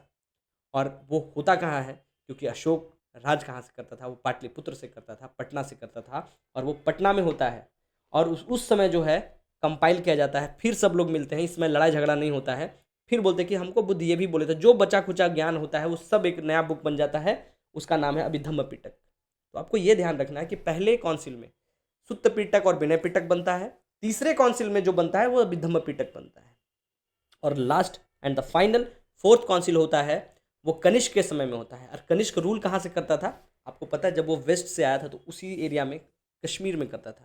तो वो कश्मीर बुलाता है कि बहुत गर्मी में आप लोग कर लिए भाई, आइए कश्मीर, है ना, और वो कश्मीर में बुलाता है और उस समय जो बसुमित्र हैं वो उसको लीड करते हैं और वहाँ पे जाके डिवीजन हो जाता है सेक्ट में, एक हो जाता है हीनयान, एक हो जाता है Mahayana. Hinayana old school, Mahayana the new school की थोड़े मॉडिफिकेशन के साथ, मध्यम मार्ग के साथ कि हाँ ये कर सकते हैं, वो कर सकते हैं, गृहस्थ जीवन भी बिता सकते हैं और वो जब चाहे मंक भी बन सकते हैं। पहले था कि एक एरिया में ही विहार करेंगे, अब बोलता कि नहीं, मंक तो वो भी है जो गृहस्थ में भी रह के करे। इस तरीके की बातें हुई होंगी और दो सेक्ट बन गया हीनयान, जो पुराने ख्यालात, जो बुद्ध के जो लर्निंग था सेम कट्टर बिना चेंज हुए उसको मानने वाले।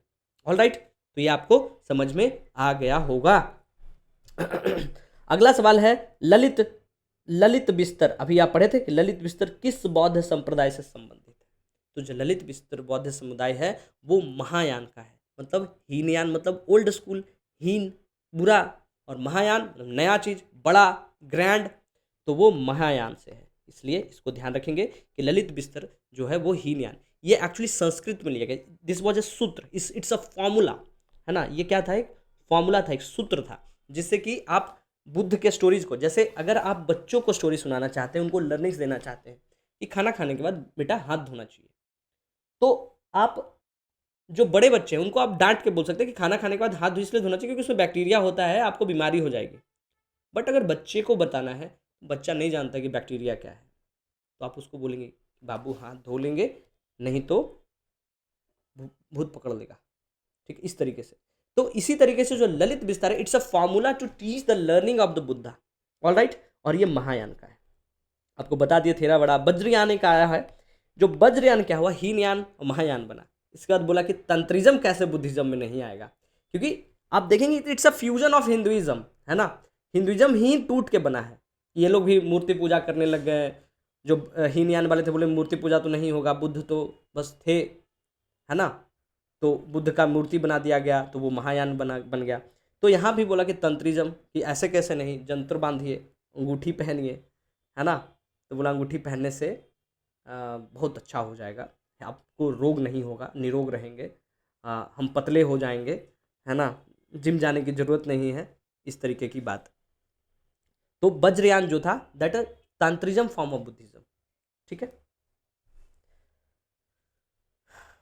आगे सवाल, मुद्रा राक्षस, मुद्रा राक्षस नाम बहुत, आप सबको जो भी एक बार पढ़ेंगे मुद्रा राक्षस आपको याद रह जाएगा कि मुद्रा राक्षस विशाखदत्त। तो मुद्रा राक्षस जो है संस्कृत प्ले है और वो मौर्यन पीरियड में लिखा गया था। कौन लिखा था, बहुत आसान सवाल, विशाखदत्त। कालिदास के बारे में आप तो जानते ही हैं कि कालिदास जो थे वो जिस डाली पे बैठते थे उसी को काट रहे थे, ठीक है, और उनकी जो पत्नी थी बहुत विद्वान थी। इनको शायद कुछ ऐसा हम जो याद है कि बचपन में ऐसे मिथ माइथोलॉजी भी हो सकता है, इनको श्राप मिला था कि तुम्हारा शादी कालिदास से करा देंगे, और कालिदास से शादी हो जाती है। उनकी वाइफ उनको बहुत कोसती हैं और वो काली माँ के मंदिर में जाते हैं और वो सर पटक के बोलते हैं क्या चाहिए क्या चाहिए, तो विद्वान या कुछ उनकी वाइफ का नाम होता है, वही बोलती हैं और वो इतने विद्वान हो जाते हैं, उसके बाद वो इस तरह का किताब लिख देते हैं, अभिज्ञान शकुंतलम मेघदूतम, इस तरीके का। उसी तरीके से जो भास थे वो भी राइटर थे, इनका बुक का नाम आप पढ़े होंगे उभरंग, है ना। और बाकी शूद्रक जो हैं, शूद्रक जो है इनका नाम है मिर्च कटिका। मिर्च कटिका मतलब मिट्टी का खिलौना, मिट्टी का गाड़ी, इस तरह का मिर्च कटिका, ठीक है। अगला सवाल, the Periplus of the Erythraean Sea, है ना, Erythraean Sea, Periplus of the Erythraean Sea किसके द्वारा रचित था। बहुत पढ़े, कहीं नहीं मिला। टॉलमी लिखा था, हेरोडोटस लिखा था, मेगास्थनीज लिखा था, कौन लिखा था, रोहित सर लिखे थे, मिश्रा जी लिखे थे, कौन लिखे, वो कोई लिखा, कौन लिखा पता ही नहीं है, लेकिन बस ये पता है कि कोई ग्रीस से आया था, है ना, यूनान से आया था, ग्रीक था और वो लिख के गया, अननोन, अज्ञात। वो जो आप आजकल वो ट्विटर पे या इंस्टा पे पढ़ते होंगे ना कि एक लाइन का शायरी और नीचे लिखा रहता है अज्ञात, तो this book was written by अज्ञात। किसी को पता ही नहीं था कि कौन लिख के गया है, बट ये पता था कि ग्रीस में लिखा है, कोई ग्रीक मर्चेंट ही होंगे। बात करेंगे टॉलमी की, तो Ptolemy was a mathematician, astrologer, Herodotus was a historian, geographer, and Megasthenes was a historian, and he written the book Indica. All right, अगला सवाल पे चलते हैं हम लोग। अगला सवाल जो है, इंडिया लॉन्च्ड इट्स ह्यूमैनिटेरियन, अब आता है यहाँ से क्या, करंट अफेयर, और करंट अफेयर में क्या है, आएगा मजा। क्या बोला कि इंडिया जो है अपना पहला humanitarian and medical assistance mission जो है किसके लिए, म्यांमार के लिए 2025 में जब वहाँ अर्थक्वेक आया था उसके लिए लॉन्च किया था। उसका नाम क्या था उस मिशन का, हम लोग हर मिशन का एक नाम देते हैं ताकि पता चल पाए कि किसके लिए क्या किए थे। तो म्यांमार हमारा पड़ोसी राज्य है ना, हम बाउंड्री शेयर करते हैं। हमारा बहुत सारे राज्य ऐसे हैं जो नॉर्थ ईस्टर्न वो शेयर करते हैं। पहले हम ये देख लेंगे क्योंकि स्टैटिक में ये भी सवाल आ जाता है कि म्यांमार से कौन कौन सा हमारा स्टेट जो है वो बॉर्डर शेयर करता है। आप देखेंगे यहाँ अरुणाचल है, अरुणाचल बॉर्डर शेयर करता है, नागालैंड है, मणिपुर है, मिजोरम है। But if we talk about Tripura, Tripura don't share boundary with Myanmar, वो म्यांमार के साथ बाउंड्री शेयर नहीं करता है। वो किसके साथ करता है, it shares boundary with Bangladesh, not with Myanmar. क्योंकि ये देखिए this is the boundary line, और यहाँ तक तो मिजोरम ही है, त्रिपुरा यहाँ से शुरू है। अगर आपको इस फेज में भी इंडिया के इस नॉर्थ ईस्टर्न स्टेट्स के नाम याद नहीं हैं तो आप जाके पहले उसको रटिए। हम आपको थोड़ा सा मदद कर देते हैं कि यहाँ तक तो आपको पता होगा कि बिहार हमारा, यहाँ किशनगंज वगैरह है, नीचे झारखंड और बंगाल है। बंगाल के बाद यहाँ पे देखेंगे सिक्किम है। सिक्किम के बारे में सवाल आ जाता है क्या वो शेयर करता है कितना स्टेट के साथ, वो किसी के साथ शेयर नहीं करता है, वो सिर्फ इंटरनेशनल बॉर्डर शेयर करता है। वो कोई भी इंडियन स्टेट्स के साथ बॉर्डर शेयर नहीं करता है। आप देखेंगे यहाँ भूटान है, यहाँ पे देखेंगे नेपाल है, और ये कौन सा है, चीन, चीन, ठीक है, ये चीन है। तो ये चीन हो गया। लेकिन यहाँ पे देखेंगे क्या कि ये किसी के साथ बॉर्डरी शेयर नहीं करता है। देखिए क्लियरली वो करता है तो सिर्फ और सिर्फ एक राज्य के साथ, वो है बंगाल, वेस्ट बंगाल के साथ शेयर करता है। ठीक है, अगर किसी के साथ नहीं शेयर करेगा तो हमारे इंडिया में ही नहीं रहेगा। हाँ, इसी को बोलते हैं, ये क्या है, ये चिकन नेक वाला एरिया जो दार्जिलिंग वाला एरिया है। ठीक है, आप बहुत न्यूज़पेपर में देखते होंगे कि दोनों बोलता है हमको अलग कर दो। उसके बाद यहाँ से शुरू होता है सेवन सिस्टर्स, 7 बहनें वाली जो 7 बहन हैं राज्य के कौन कौन है वो देखेंगे। आसाम को सेंटर मानेंगे, आसाम को, आसाम के ऊपर लिखेंगे नमामि, NAMAMI, नागालैंड, मणिपुर, मिजोरम। कितना हो गया, 1 2 3 4। अब आते हैं यहाँ पे त्रिपुरा, कितना हो गया, 1 2 3 4 5। त्रिपुरा के बाद यहाँ पे आ जाएगा मेघालय, ठीक है, और यहाँ पे क्या है, अरुणाचल। तो 1 2 3 4 5 6 7, और ये सब एक दूसरे से क्या है, जुड़ी हुई हैं। इसीलिए इनको क्या कहता है, क्या कहते हैं हम लोग, 7 सिस्टर्स। और अगर यहाँ से कट जाए तो ये हमारे देश से अलग हो जाएगा, क्योंकि यहाँ देखिए भूटान है, यहाँ सिक्किम है, ये नेपाल है, और ये नीचे बांग्लादेश है। तो इसलिए strategically this place is very very important. अब बांग्लादेश से कौन कौन सा शेयर करता है वो भी देख लेते हैं फटाफट फटाफट।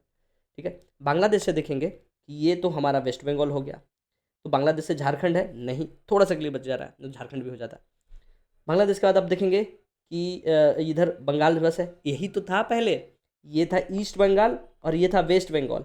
ये अलग हो गया, नाम हम भी रखे रह गए वेस्ट बंगाल, जबकि ये हमारे ईस्ट में है ना।